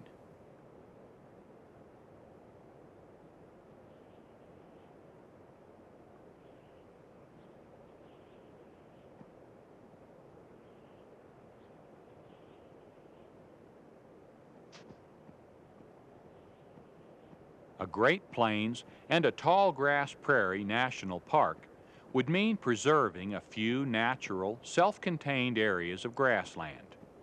Creatures large and small, vegetarian and carnivore alike, could exist freely, instead of being hemmed in by fences and highways.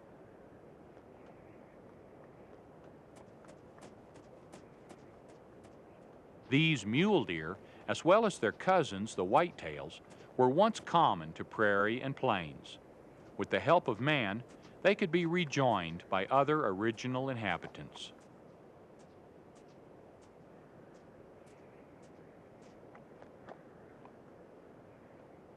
A prairie park would provide sufficient space for herds of bison and elk, as well as deer, to live in natural harmony with the seasons.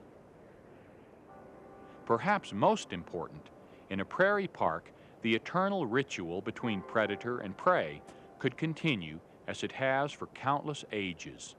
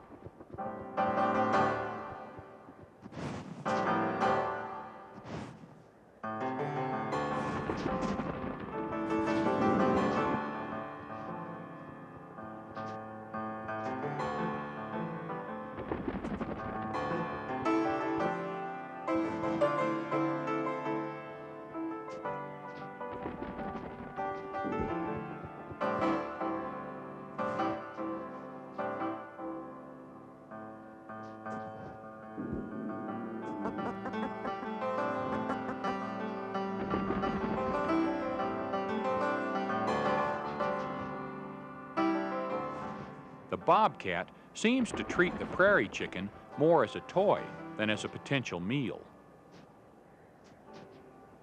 It looks as if the bird is totally at the mercy of the bobcat, but it finally tires of this treatment and flies in the face of its attacker.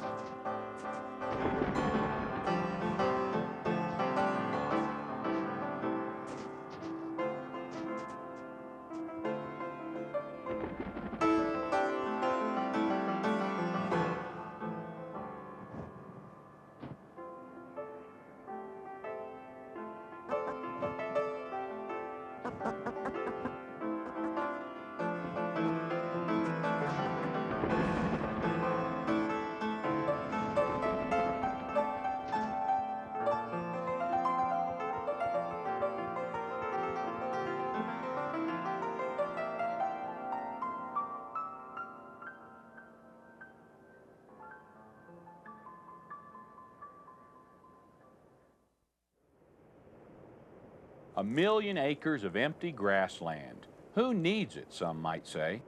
But it wouldn't be empty. Thousands of kinds of plants and animals would fill it, interacting as they always had. We could preserve not only a slice of history, but a chance for ages and ages of evolution to continue at nature's pace. Such a national park would be a tribute not only to nature, but to man. A unique opportunity to recreate a past we nearly destroyed. Wise men have always had a vision of harmony with nature. Shouldn't it be a wise nation's tribute to itself to establish a prairie park? I'm Marty Stauffer. Until next time, enjoy our wild America.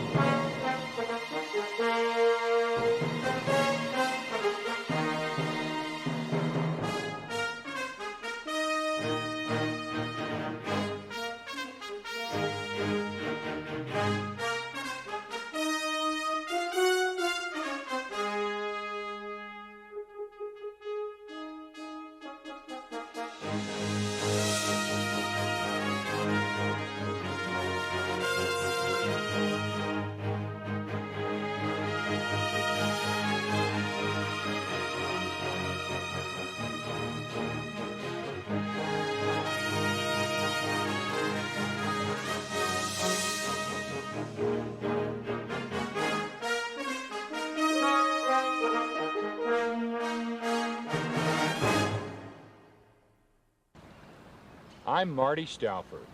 It may seem strange to speak of fishes as wildlife, since they inhabit a watery world so different from our own. Mysterious and elusive, their ability to breathe underwater has mystified men for centuries. But when you think about it, it's water that makes Earth a livable home for all of us, from the immense Great Lakes to the tiniest backyard streams. America's inland waters support more than 700 species of fishes. You'd be amazed at how many are found right in your area, surviving by means that took us long to evolve as the waters they live in. Some are the familiar fish that many people enjoy catching and eating. Others are anything but ordinary. Huge, primitive monsters, or brilliant miniature rainbows, and a few so unusual, it's hard to tell just what world they belong to. But whether we find them tasty or incredible, they're all fascinating fishes.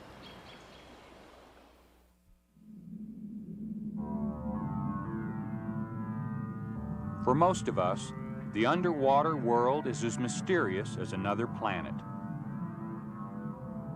Many of its inhabitants seem alien as well.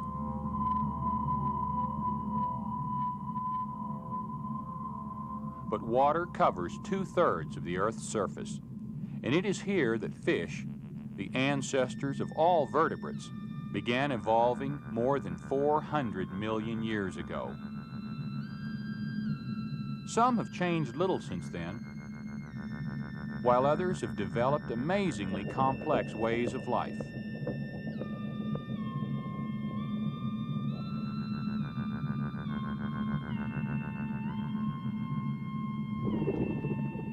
Many fish are hunters,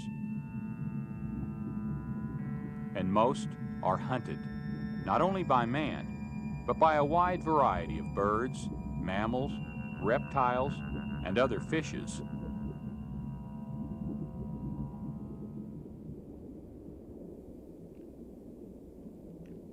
In the smallest pond or the largest lake, the shallowest brook or the most powerful river, each type of fish has a unique and useful place. Some fish feed along the bottom, others at the surface, and still others in between. Some, like these shiners and white bass, travel in schools with hundreds of their own kind. Some intermingle with other species. And some, like these striped bass, are most often solitary. A few fish don't look much like fish at all. The lamprey eel is the most primitive living vertebrate, and one of the most unusual, with its circular mouth, rasping tongue, and rows of sharp teeth.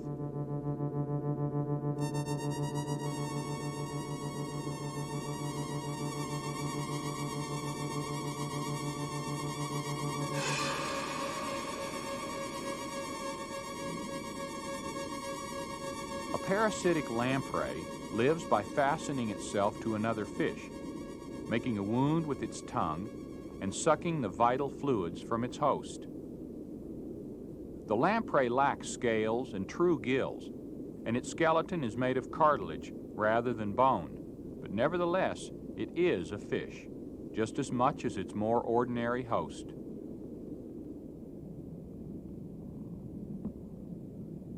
The sturgeon, another primitive fish, is North America's largest freshwater species.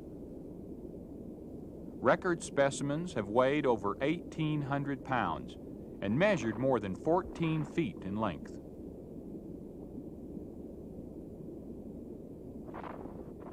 Unlike birds and mammals, fishes continue to grow as long as they live. A very large sturgeon may have been quietly scavenging along a lake or river bottom for almost a century.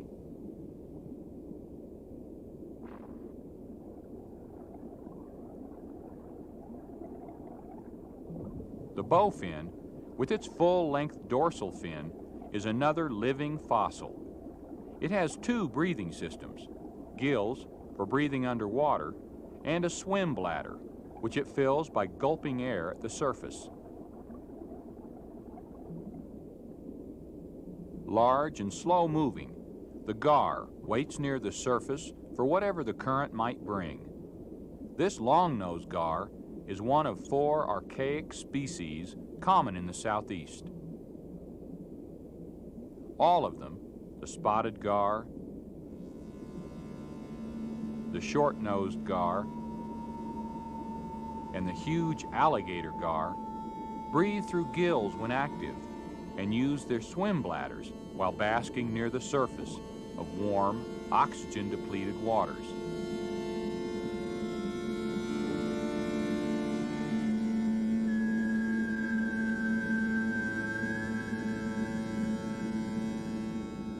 Like most other primitive fish, the gar is covered with an armor of tough, hard scales which do not overlap.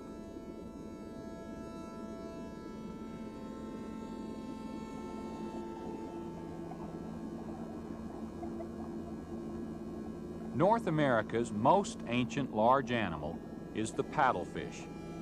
50 million years before the first dinosaur appeared on Earth, this fish was already cruising with its enormous mouth wide open, straining plankton from the warm waters of inland seas. As those seas dried up, paddlefish adapted well to the great rivers that were gradually left behind, especially to our Missouri and Mississippi river basins.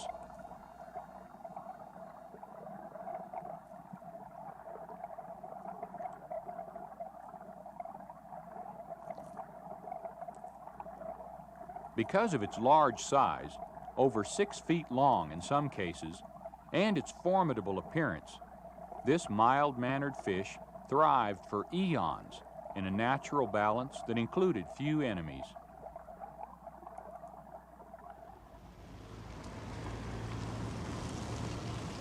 Then, along came civilization.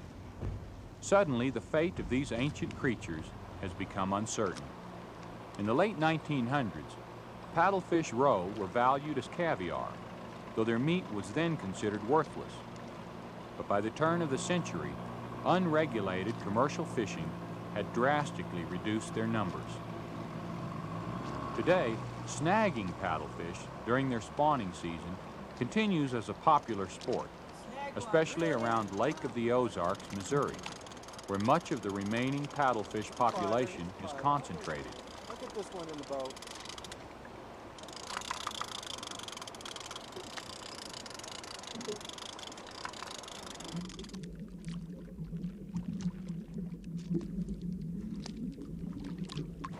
I got it. Boy, that's a big one.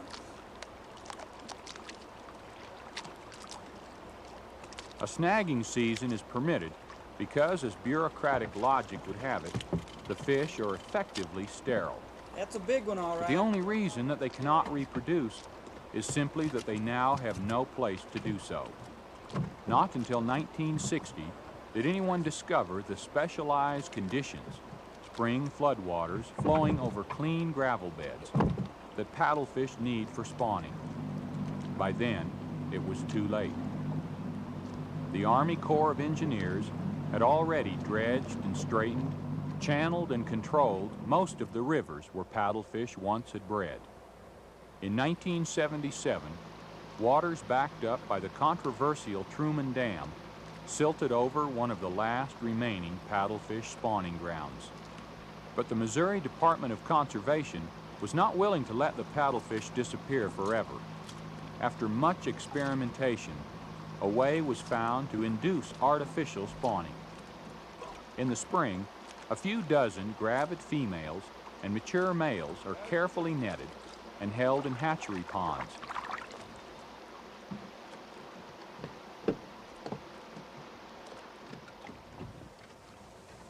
When it's judged that her eggs are ripe, a female is injected with hormones taken from the pituitary glands of snagged paddlefish.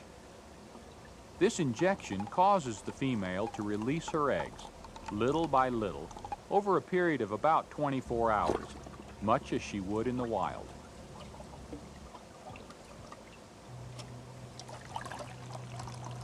At each stage, milk taken from the males is added to the eggs, and the solution is gently mixed with a feather to maximize chances of fertilization without damage to the eggs.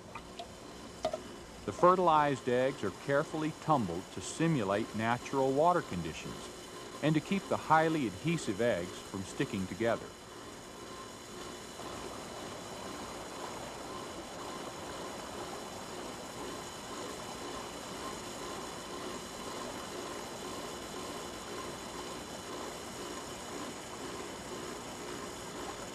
Can the same kind of engineering that doomed this ancient fish now save it?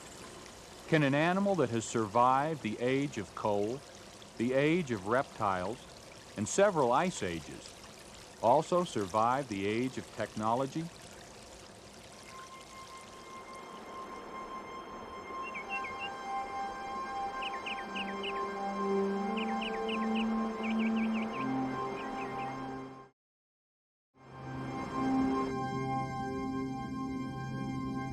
that our ingenuity and goodwill might help it to continue are a credit to our intelligence and our sense of responsibility. But that such artificial procedures are now the only means by which this amazing animal can survive is, to me, unspeakably sad.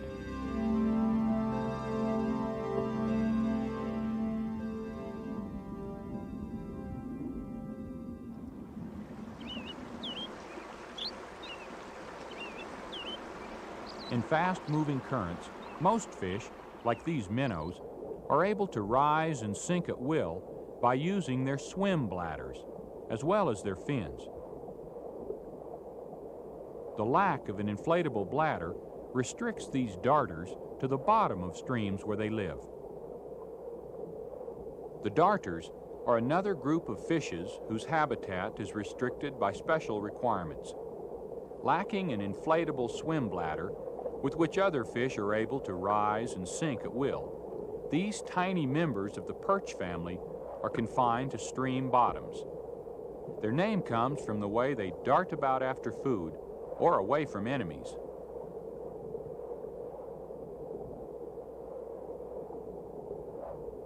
Throughout most of the year, both males and females are quite plain-looking. During the spring spawning season, however, the males of several species turn into some of the most vividly colored freshwater fish in the world. The females remain rather drab.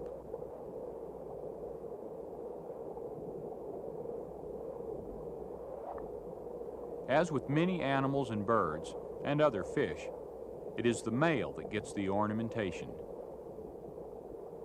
Biologists are just beginning to understand the vital role of these miniature rainbows in the ecology of healthy streams.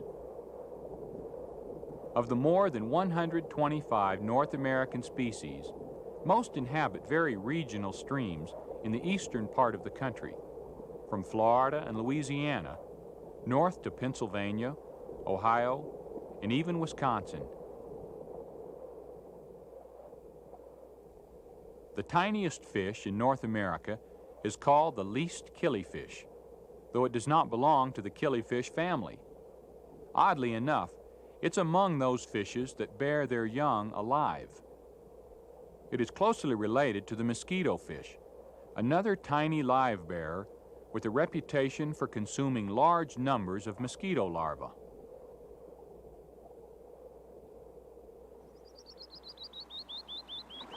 Out west, in the Colorado River drainage, another live bearer, the Gila top minnow.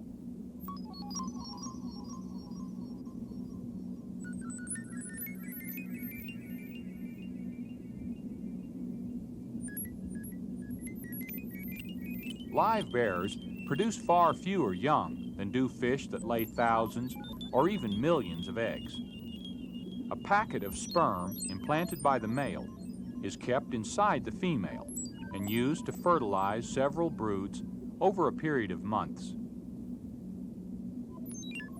The young emerge able to fend for themselves, but the odds are still stacked against survival. Many are eaten by their own relatives. But the reason they are threatened as a species is because of habitat destruction and introduced competitors which prey on their young.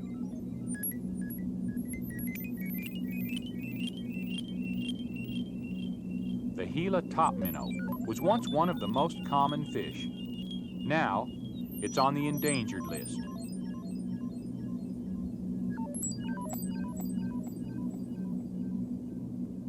Hopefully, some of these little ones will live to make their own contribution to the ecology of the few scattered springs where they're still found.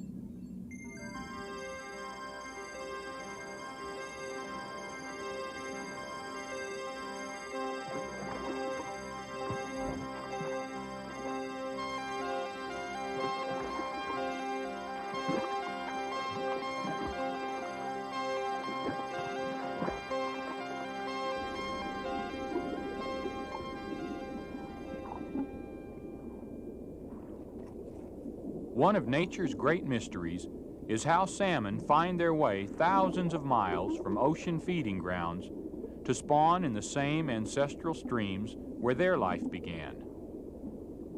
As they battle their way upstream in this Washington State River, Pacific salmon begin to form mating pairs. The female uses her tail to sweep clean a nesting site, or redd. The male stays close by her side as she deposits her eggs. As many as 7,000 of them.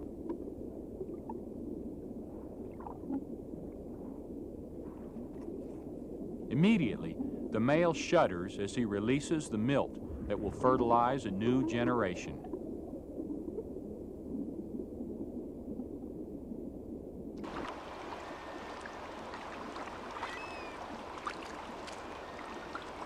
The female will continue to guard her nest, but despite her vigilance, only about 2 of those thousands of eggs will survive to maturity.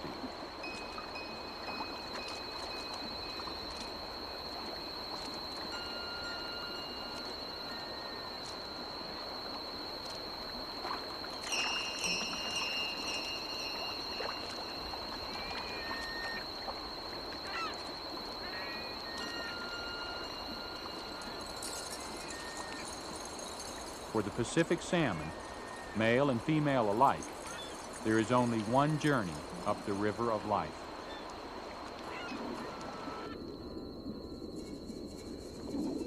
After spawning, they all die.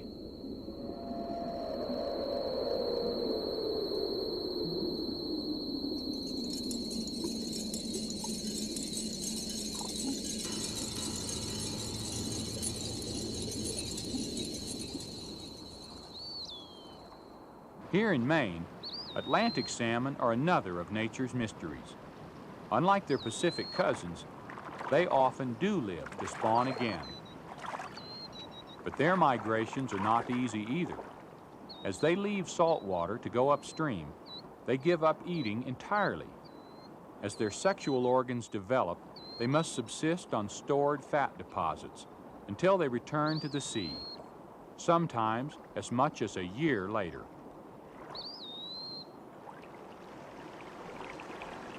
Man is not the only creature that alters the aquatic environment. Beaver dams create ponds which are home to certain fish that could not hold their own in faster flowing waters. Here in northern Wisconsin, predatory species such as these smallmouth bass and walleye fare equally well in either lakes or streams. This thinner fish, which looks like a walleye, is actually a sauger, a close relative. The walleye is so called because of the frosted look of its eyes.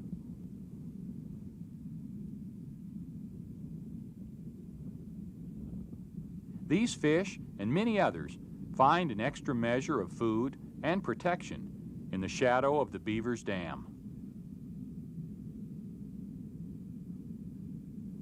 Some scavengers and bottom feeders, like the brown bullhead, prefer still or slow-moving water where their food can settle.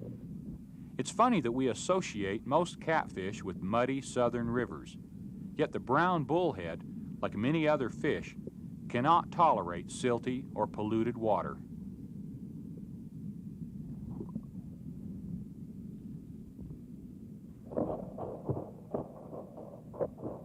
This common member of the catfish family is found all over the country east of the Mississippi, from Florida to Canada, and has been introduced into other areas as well.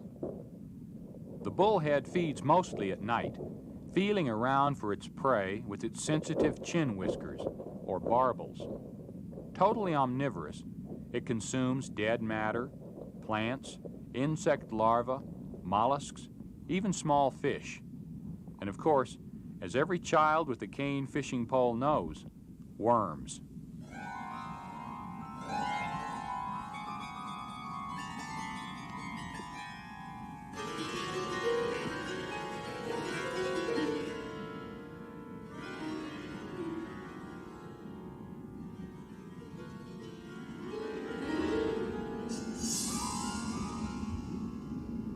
The burbot, the only freshwater member of the cod family, must be among the strangest looking of North American fishes. It lives in the deep, cold waters from the Great Lakes northward to the Arctic.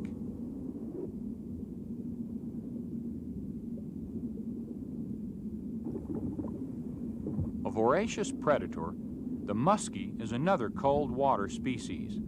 It sometimes finds itself in competition with the bluegill, the most common of the sunfishes.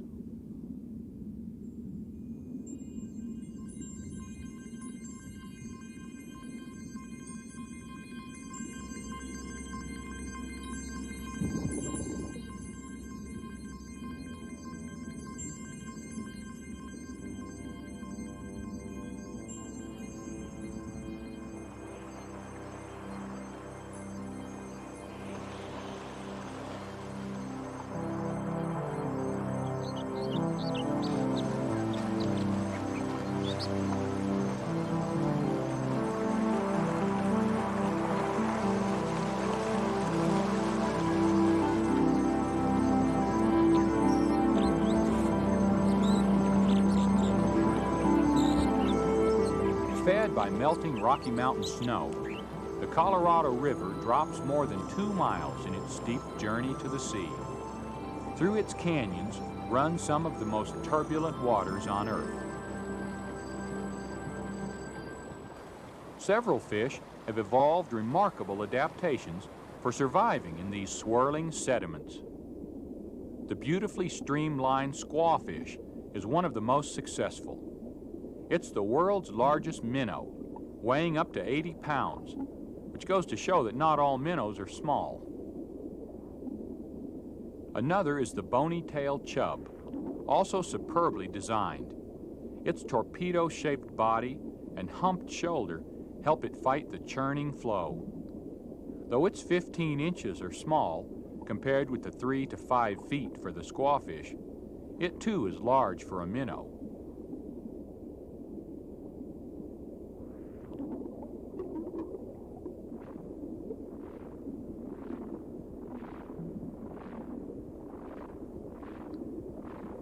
An unusual mouth and an even more pronounced hump characterize the razorback sucker. Its high, sharp dorsal ridge keeps it oriented in swift currents while it scours the bottom for food.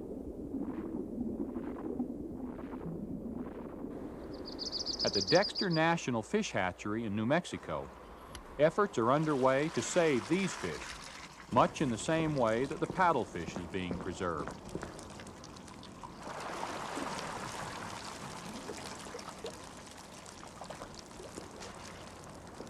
The Colorado River and its tributaries have been dammed, diverted, and stocked with non-native competitors.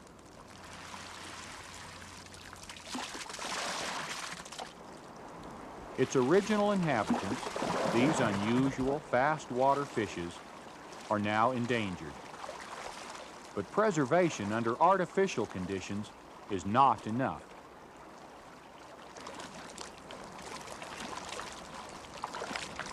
Without clean, free-running waters, all wild fishes are doomed to be little more than zoo specimens. Their fate, quite literally, is in our hands.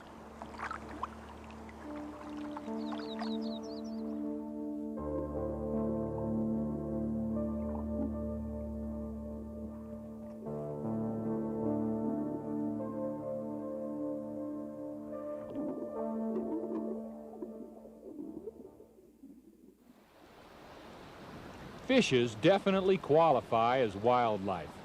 They normally thrive without human help, and they fight when caught.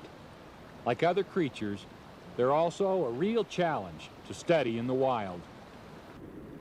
Fortunately, many of America's cities have a public aquarium where you can see, up close, what makes a fish a fish. Some of my favorites are in Chicago, Dallas, San Francisco, and the National Aquarium in Baltimore. There are others, and you should pay a visit to the one in your area. But these fish zoos must not become their only havens. Preserving the health of our free-flowing waters will ensure that they can continue living their submerged lives as fascinating fishes. I'm Marty Stauffer. Until next time, enjoy our wild America.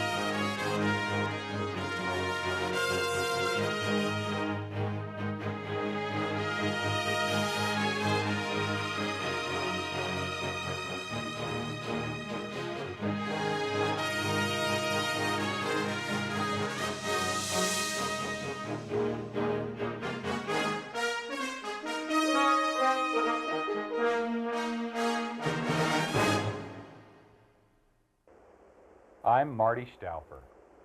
Many of us have a special place where we can relax and escape the pressures of everyday life.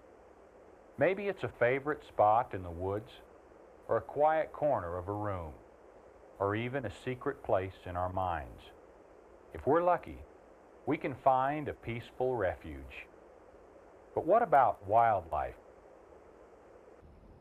Our modern way of life has claimed much of the land that once meant peace and quiet for our native animals. Where can these creatures go to find not only the space and solitude that man sometimes craves, but the very elements basic to their survival? The answer is our national wildlife refuges. America is fortunate in having the greatest wildlife refuge system in the world. From Florida to Alaska, millions of acres have been set aside for the primary benefit of wild birds and animals. Within these havens, hundreds of species thrive and interact as they have for countless generations.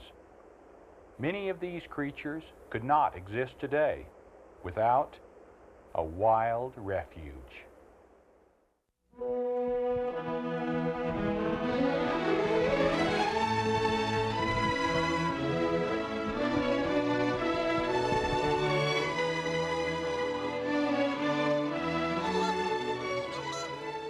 Because Americans have gradually learned to treasure wildlife, creatures such as the Canada goose and the white-tailed deer are still a familiar part of our heritage.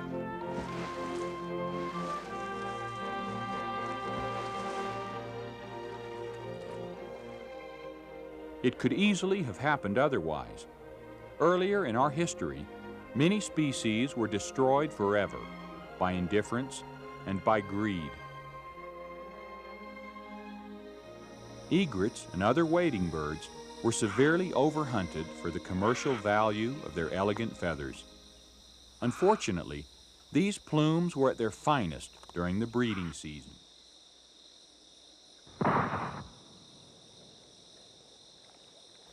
For each parent bird killed, a whole brood of young egrets would starve to death.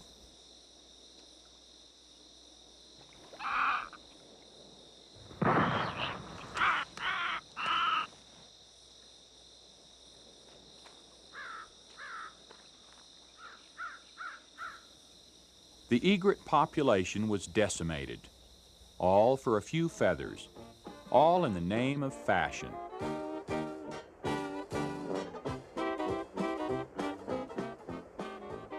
At the turn of the century, there were few organized citizens groups to protest such destruction.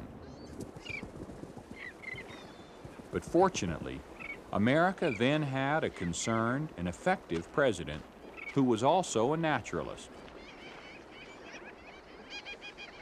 Among many foresighted acts was Teddy Roosevelt's establishment in 1903 of the country's first national wildlife refuge.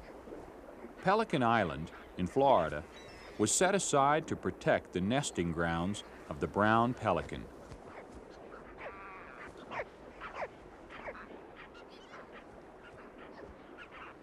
Today, colonies of them once again thrive, and the original 3-acre Pelican Island is now part of a system which has grown to include more than 400 refuge areas in 49 states.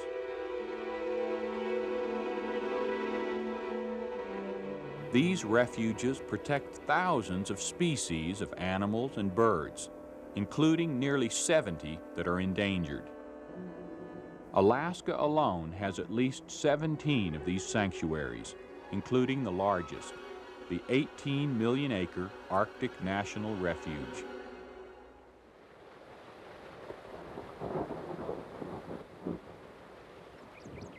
Preserving our irreplaceable natural heritage is an idea which has, like the acorn, slowly taken root in reality.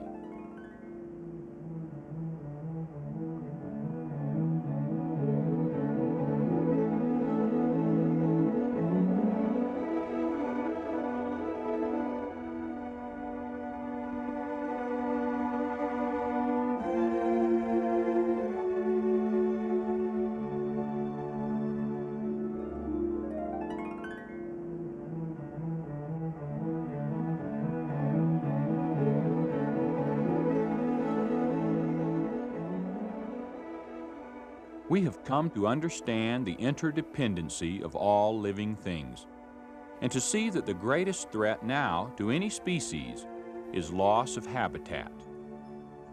Just as the acorns dropped from one oak tree can create an entire forest, so the refuge system shelters not only individual animals, but all of nature's magic and mystery. How does man benefit? Coastal refuges, such as Eastern Neck on Maryland's Chesapeake Bay, protect estuaries, vital to America's fishing industry. Inland, a great many refuges help to regenerate the nation's water supply and to control flooding.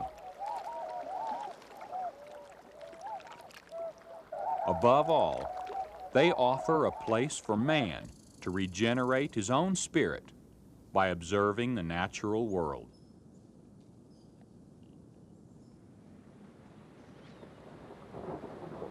Many refuges encompass several types of habitat. Eastern Neck, for example, supports not only waterfowl, but also one of the last remaining populations of the endangered Delmarva fox squirrel.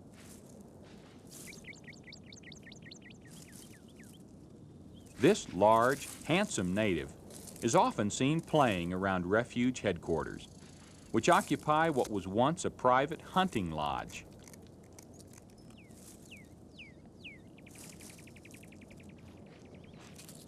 Each of these sanctuaries is unique. Blackwater Refuge, for instance, is also located on Chesapeake Bay, only miles from Eastern Neck, yet it hosts distinctively different populations.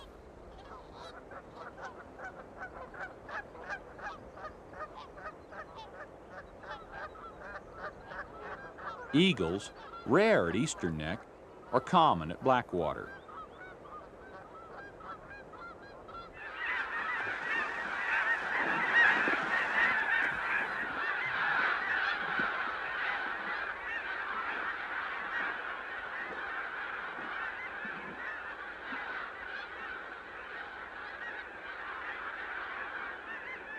Blackwater also has a colony of Delmarva fox squirrel, plus 2 other endangered species, the red cockaded woodpecker and the southern bald eagle. Magnificent flocks of ducks and geese are a thrilling sight at both refuges.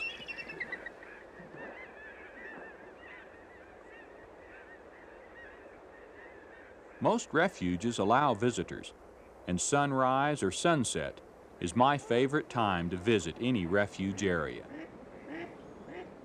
These are the best hours to gain a sense of nature's tranquility and to see the amazing variety of her timeless patterns.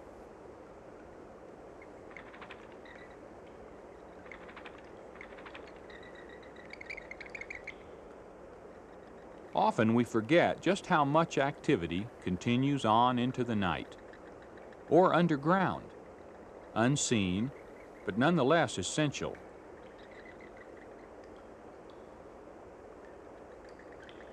Bats may not be everyone's favorite, but think how heavily they figure in the control of insect pests. If species, such as these endangered Indiana brown bats, were to disappear, we would be far more dependent on chemical pesticides.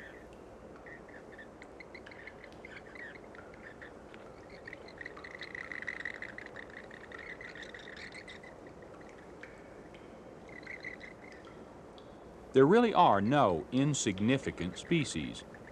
Each one contributes to the survival of others, including man, many in ways that we are not even aware of.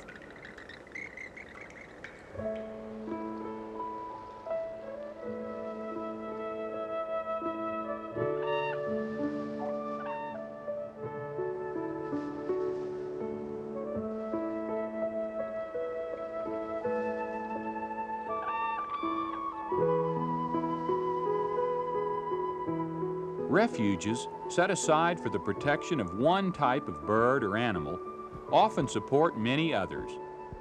This can readily be seen at 90,000-acre Aransas Refuge along the Texas coast, winter quarters of the magnificent whooping crane.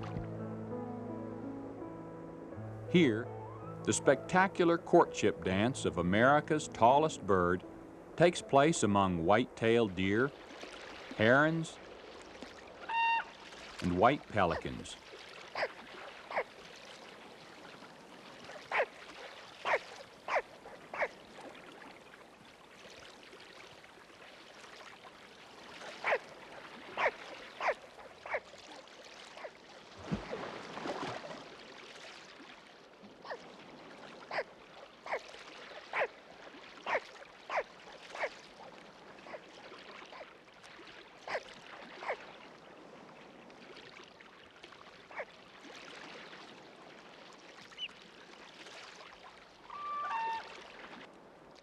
Despite the threat of nearby oil wells, Aransas remains a fragile reminder of what paradise might be. Our refuge system includes nearly every conceivable type of climate and habitat, from rainforest to desert.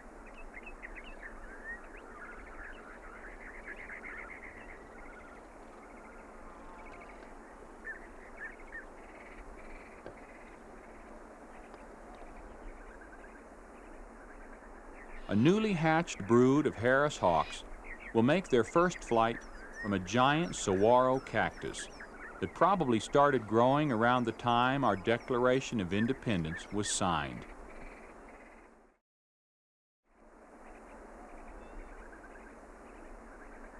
Life in the desert is fragile and harsh, living things few and far between.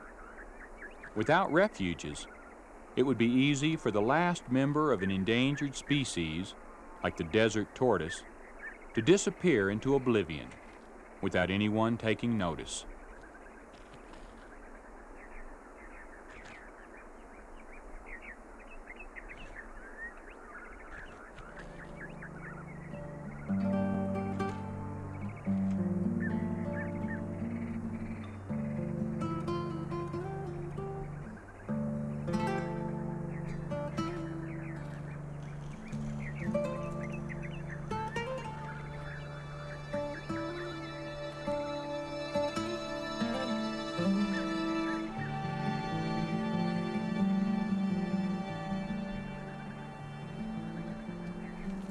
Desert refuges ensure that such creatures will have a chance to survive, as they have for millions of years, on their own specially evolved terms.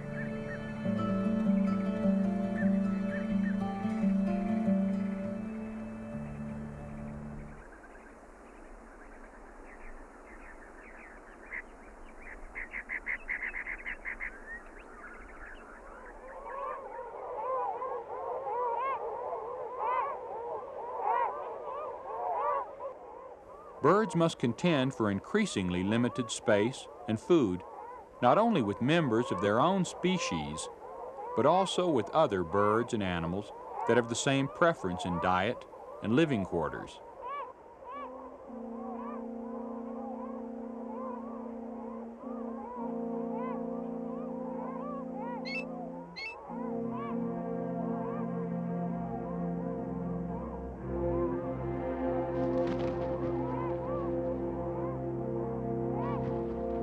The red-tailed hawk and the bald eagle are old enemies for this reason.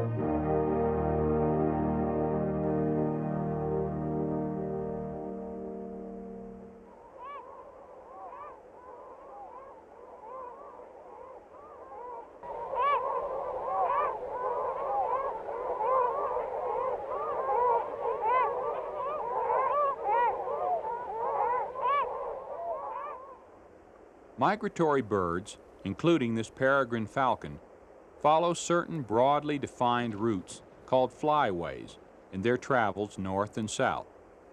Along these paths, refuge areas offer opportunities to find food, and they ensure safe destinations at both ends of the journey.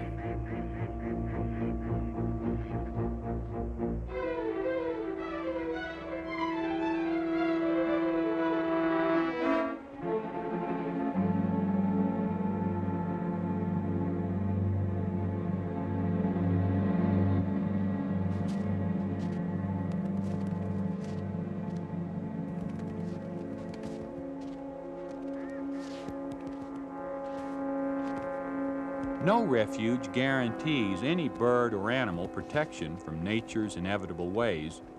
Rather, they provide a small measure of security, a last line of defense against the whims and fancies of man.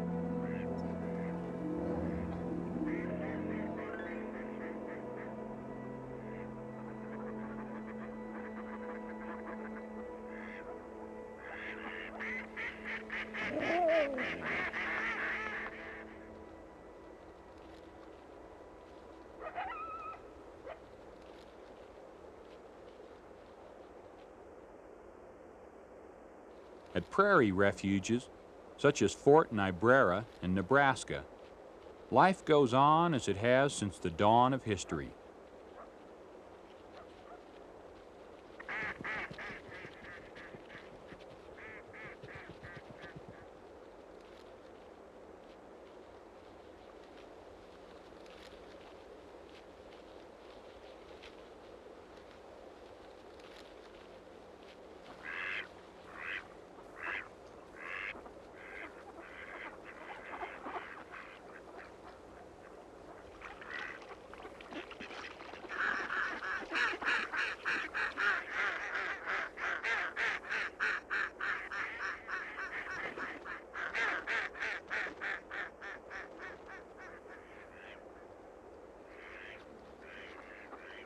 Grazing, mining, lumbering, and even recreation on any large scale are seldom compatible with wildlife.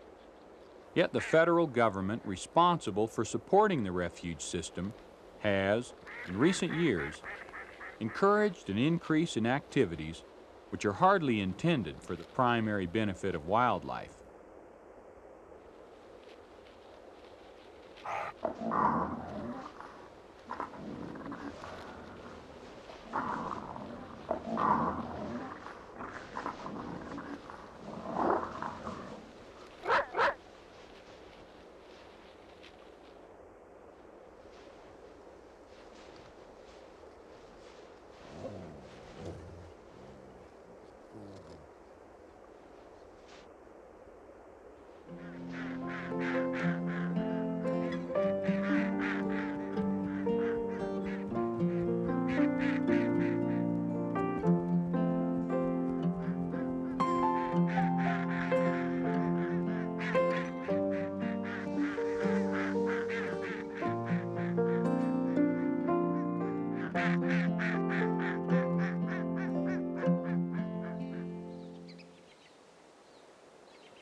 Hunting is allowed on nearly half of our refuges. Many people consider this an unfair trick to play on wildlife in a sanctuary. Yet hunters and hunting contribute much of the support and revenue that makes wildlife management possible. It's a complex and sometimes controversial situation. There are other problems. On several refuges, native wildlife must compete with feral animals, such as ponies, horses, and burros. Yet these animals, too, are, in some ways, part of our heritage. More difficult to defend is the occasional importation of non-native birds and animals, such as these African oodads, which put an added strain on limited refuge resources.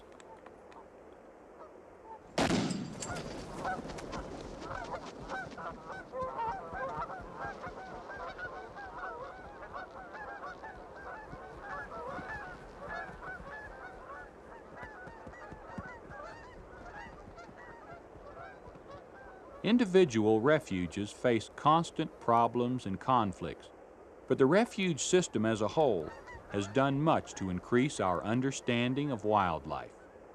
At Eastern Neck, for instance, records are kept which add greatly to our knowledge of the habits of migratory waterfowl.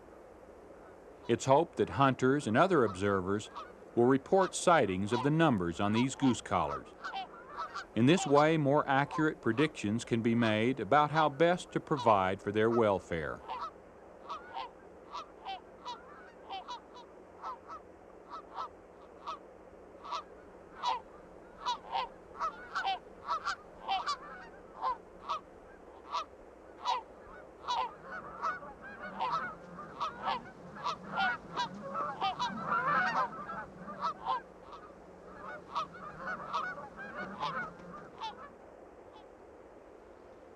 In the vast, rugged expanse of Alaska's wilderness, we can still see a measure of our own untamed past.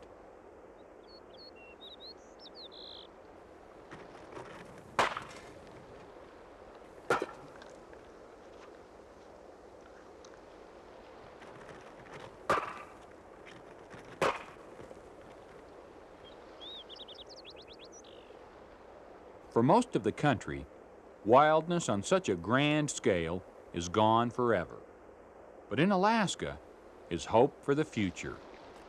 Here, massive unspoiled ecosystems have already been set aside, intact, to protect their original inhabitants. Alaskan brown bear, Dall sheep, moose, and the great herds of caribou are only a few of the magnificent creatures that fill this teeming land, with its thousands of miles of mountains, tundra, and shoreline.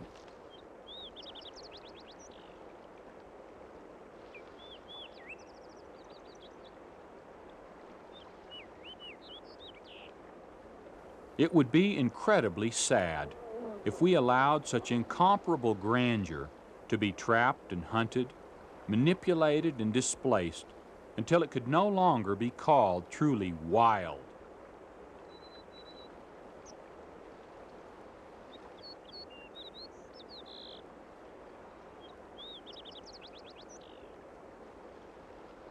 But the same pressures that constantly chip away our natural heritage in other parts of the country are at work here. The same Alaskan Conservation Act that in 1980 added 54 million acres of new lands to Alaska's refuge system also leaves each of those refuges wide open to oil and gas development.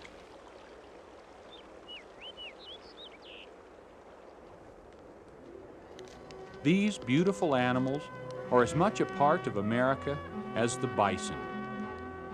Do we wish to see their ancient migration routes restricted, or their numbers reduced to a few isolated bands?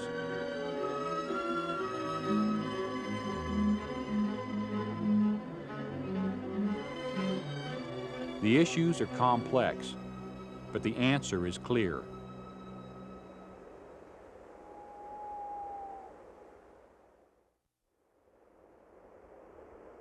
By providing food and shelter, you could create a mini refuge right in your own neighborhood or backyard. This will encourage wild visitors to remain in or to return to areas where otherwise they might never be seen again. Or you could encourage your community to set aside protected habitat, especially for birds and animals.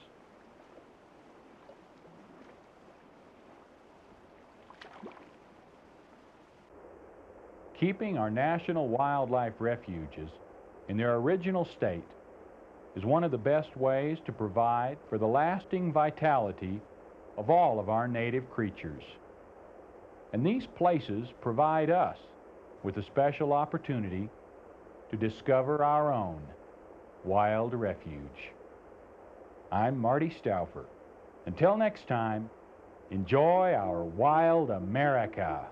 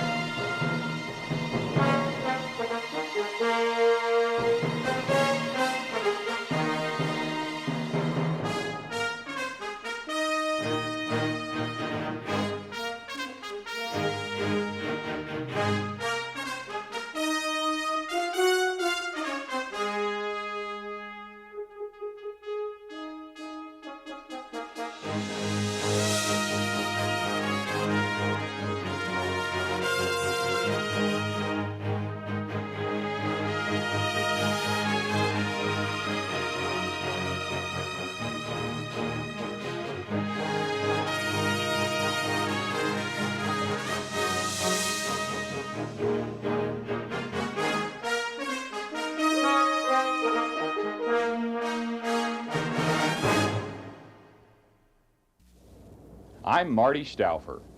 Of all nature's creatures, mice have the worst public relations problem.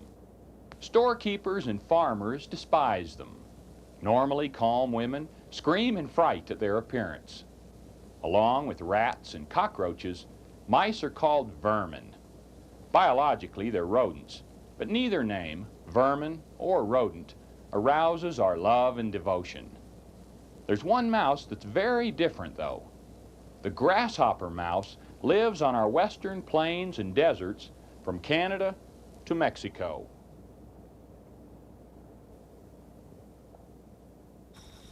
This species breaks all the rules about rodents. It hunts and howls like a tiny wolf.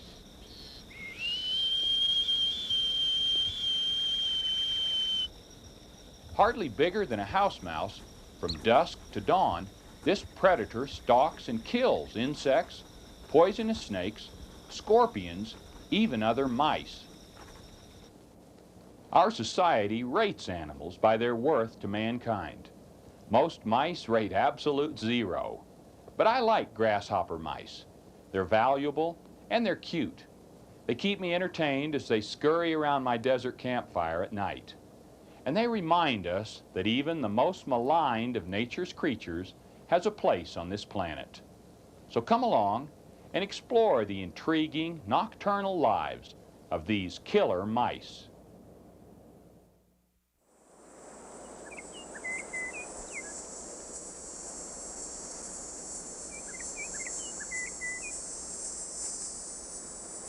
Grasshopper mice are found only in North America.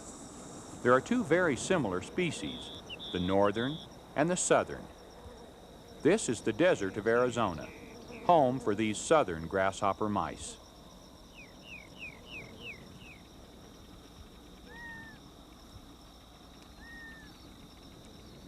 Most small rodents, being vegetarian, can find enough to eat in an area of only a few dozen square feet. Grasshopper mice, on the other hand, hunt and defend territories of 5 acres or more. All mice are prolific and near the bottom of the food chain, which means that in a sense they exist for the dietary delight of others. The grasshopper mouse is no exception. It must contend with snakes, badgers, foxes, coyotes, and the burrowing owl.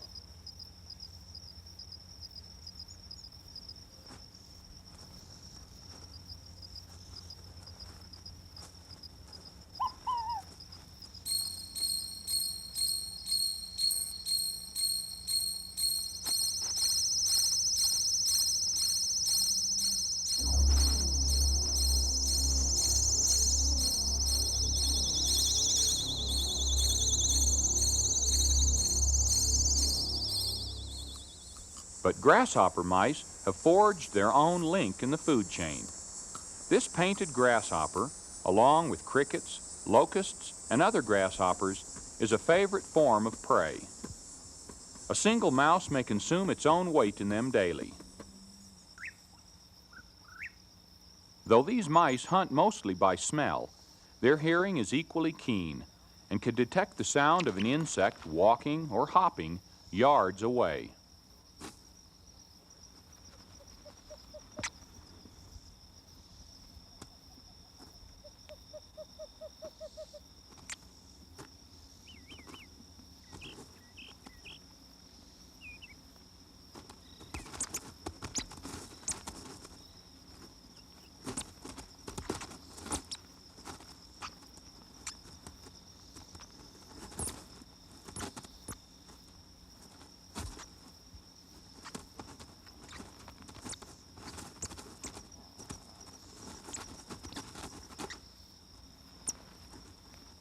With such voracious appetites, it's no wonder they get into serious squabbles over food.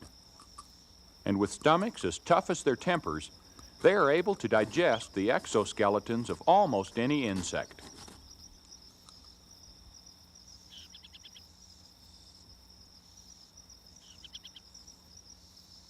Grasshopper mice are known to use the burrows of other creatures, but they prefer to dig their own, especially the nest burrow, where a litter of 2 to 6 will be raised several times a year.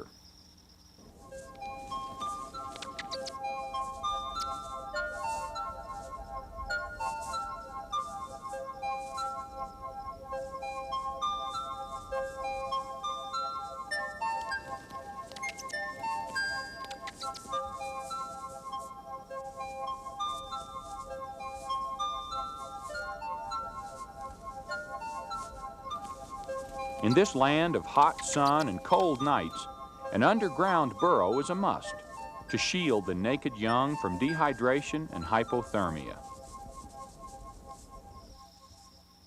The home base is vigorously protected.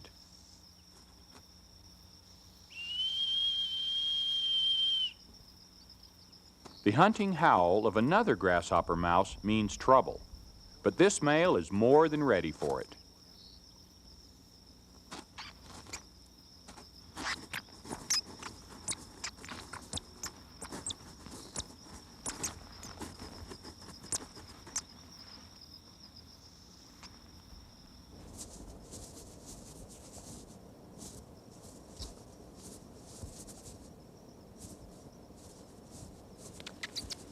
Perhaps he senses the female's nervousness about her newborns, or else he would certainly chase the intruder. Grasshopper mice are not only carnivores, but cannibals. This stranger is lucky to escape with its life.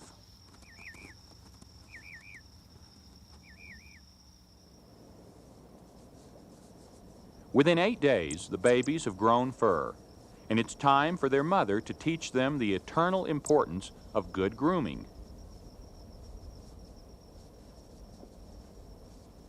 They're no longer 3 blind mice, but they will depend on their mother's milk for about another 2 weeks, while they learn to eat solid food.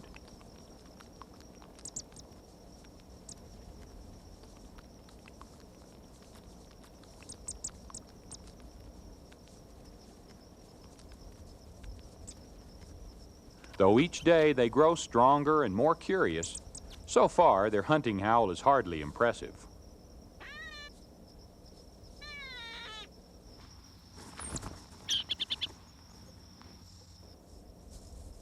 The male takes an active role in caring for the young. This is unusual for most mammals and almost unheard of among rodents. Now that the babies are old enough to be left behind in the nest, the parents can spend more time hunting together.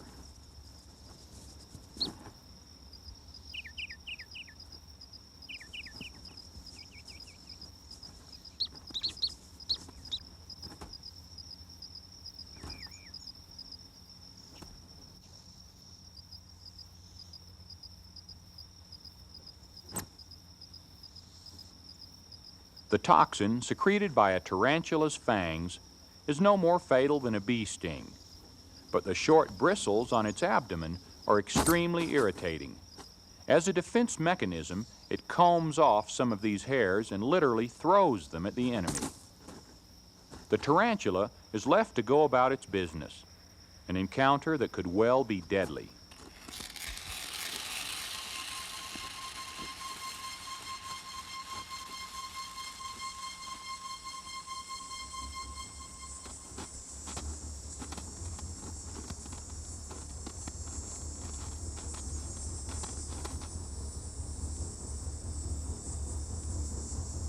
The almost silent scuffle between these 2 arachnids draws the attention of the mice.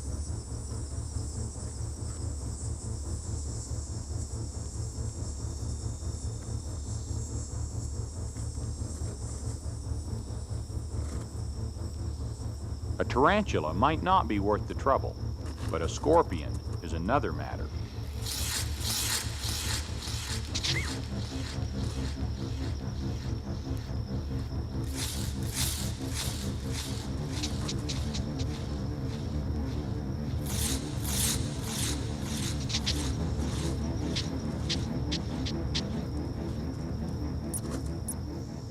The sting of a scorpion can be fatal even to humans. So how do these mice stand a chance? At first, it looks like an easy victory for the scorpion. But scorpion mouse is another name for grasshopper mouse, and this pair is not about to shirk their reputation.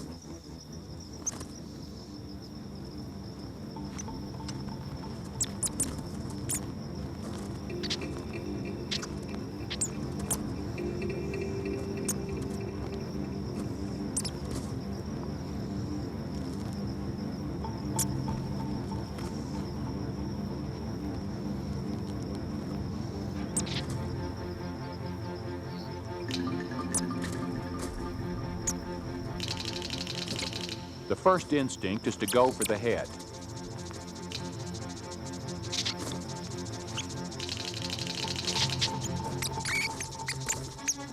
Another method is to attack the tail and bite off the stinger.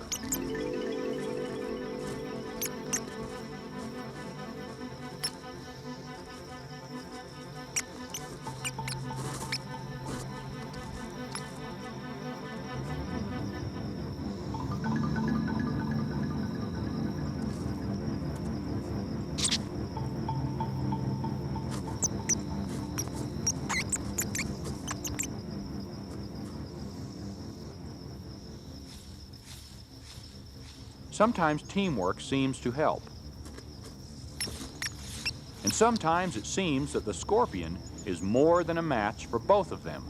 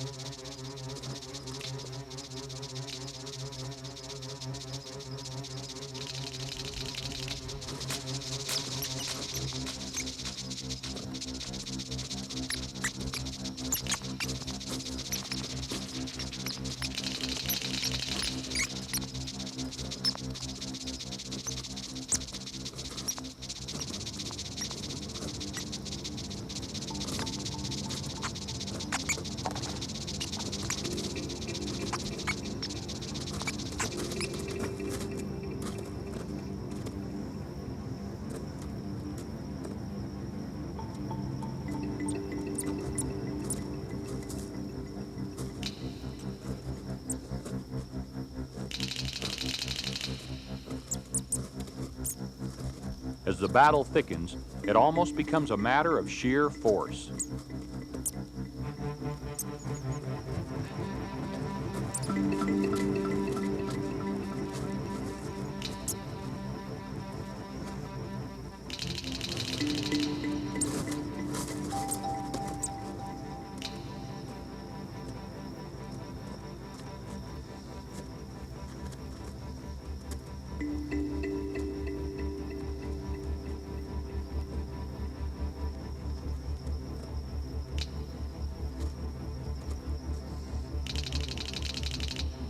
The scorpion is tiring, but it still has its stinger. One final furious struggle, and then the howl of victory is followed by a well-earned feast.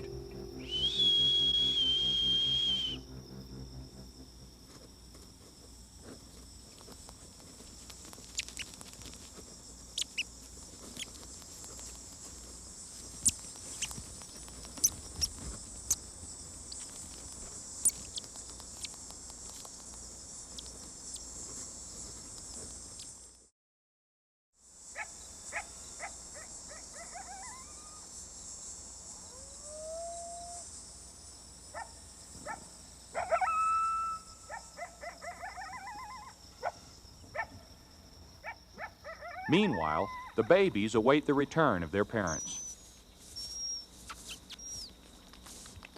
Grasshopper mice have 2 or more litters a year. Sometimes not only the father, but older brothers and sisters as well may take part in the raising of a new litter. Here there is only one litter in the nest. This little family couldn't seem more affectionate and content with each other. It's hard to believe that these are the same fierce killers of scorpions and other mice.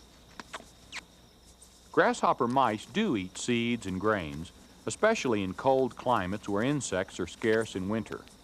But their diet is usually about 90% animal matter, small rodents and reptiles as well as insects.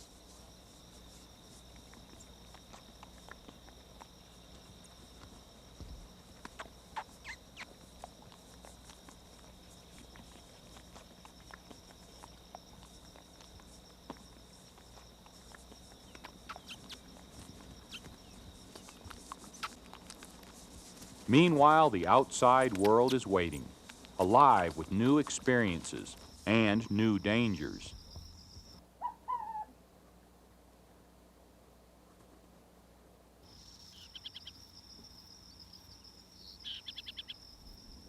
The adult mice are cautious.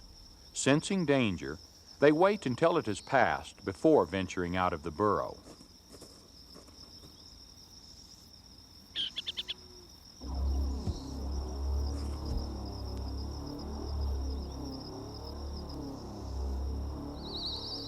Now the young are left vulnerable to their own curiosity.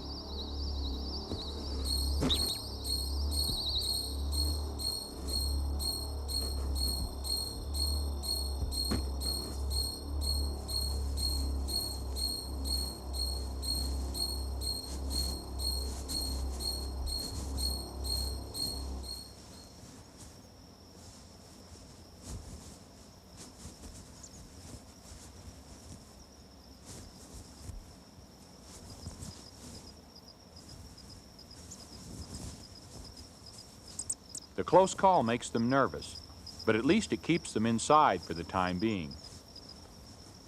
It also seems to tire them out, and soon they settle down for a nap.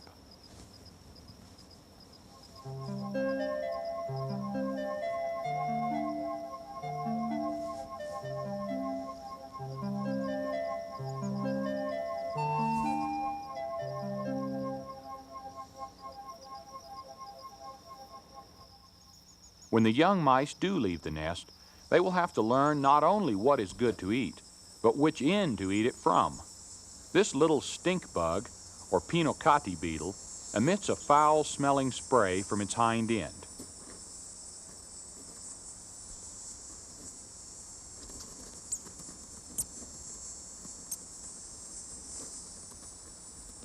Even the adults have trouble catching it head first, so that it can be eaten.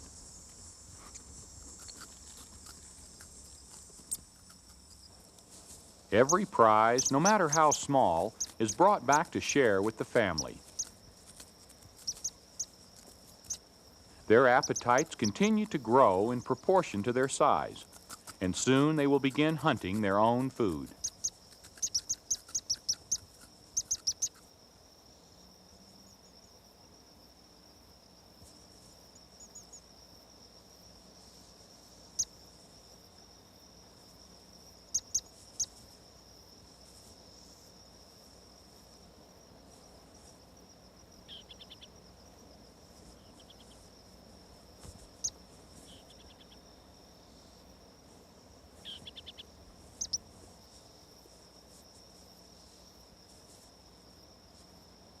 They are learning to be cautious, but at this age, they still don't quite know what to be cautious of.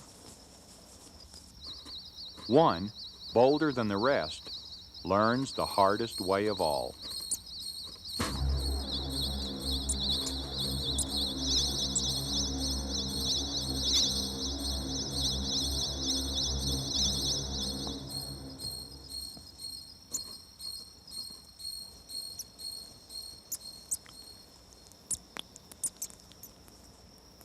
In the nest, the others continue to play, unaware that now they are only two. It's an unusual mouse of any kind that reaches its first birthday. Before long, both parents return, as if aware that something has happened. They don't need to be able to count to know that one of them is missing. Is it too much to think that such a close family would try in some way to console each other, even if they are just mice?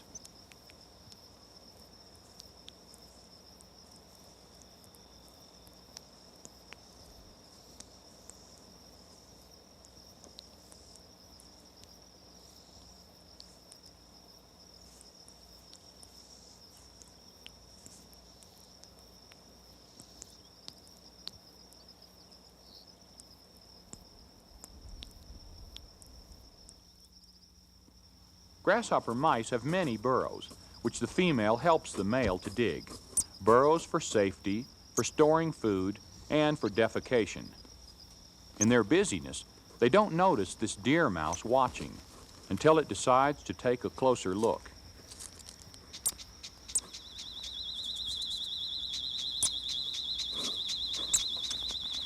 Suddenly, it finds itself trapped among the cactus pads by two balls of fury.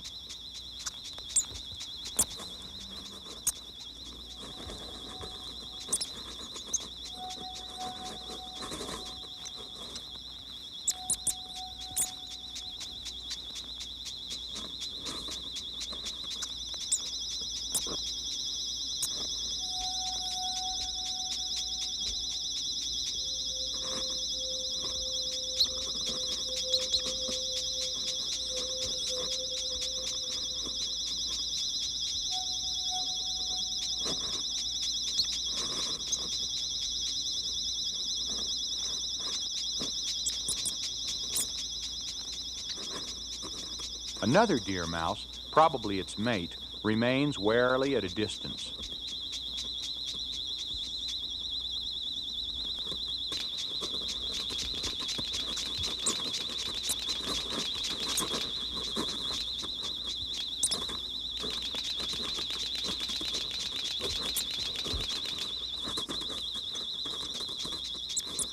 Soon, with a bite to the back of the neck, it's all over.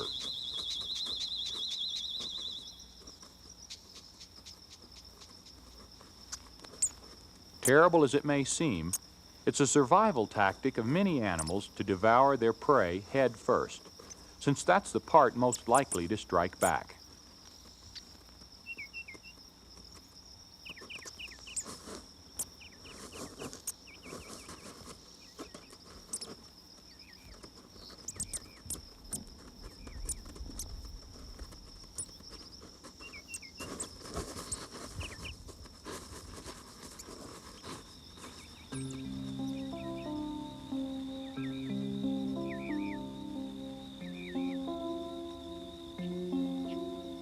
Nights pass and days pass, and the desert is sweet with blooming cactus.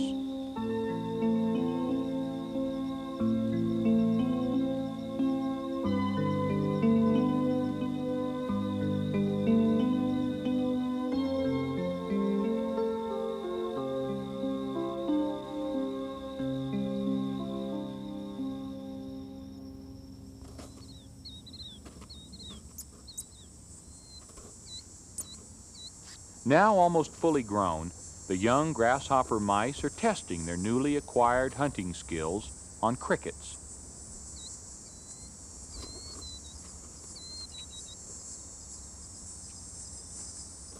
And meeting some of the strange night creatures that compete with them for insects. This pallid bat seems to want to hunt like a mouse. These bats are often found searching for food on the ground as well as in the air.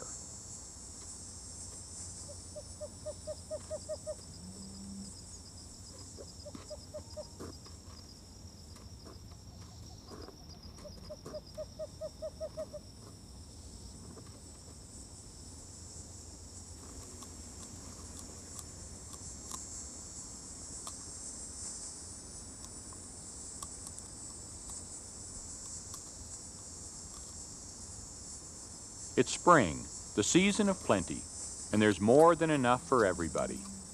It is also a season of learning, when curiosity seems more important than competition.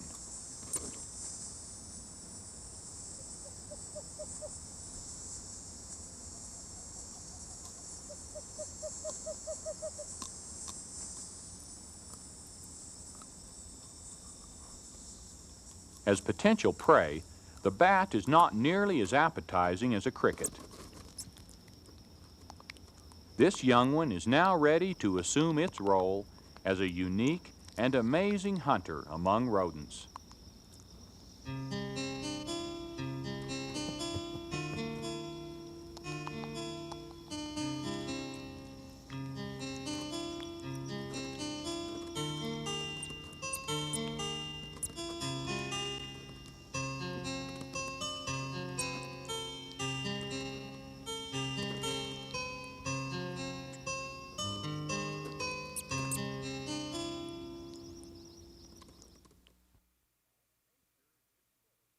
Nature is just full of surprises.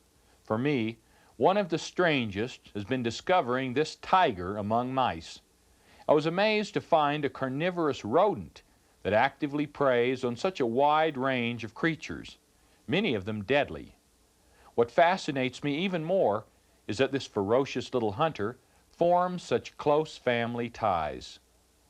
Even though the grasshopper mouse is a paradox among rodents, it does have its place in the animal world.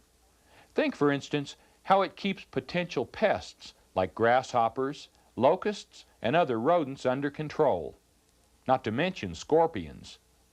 Nature has an unusual asset, and man a valuable ally in these killer mice. I'm Marty Stauffer. Until next time, enjoy our wild America.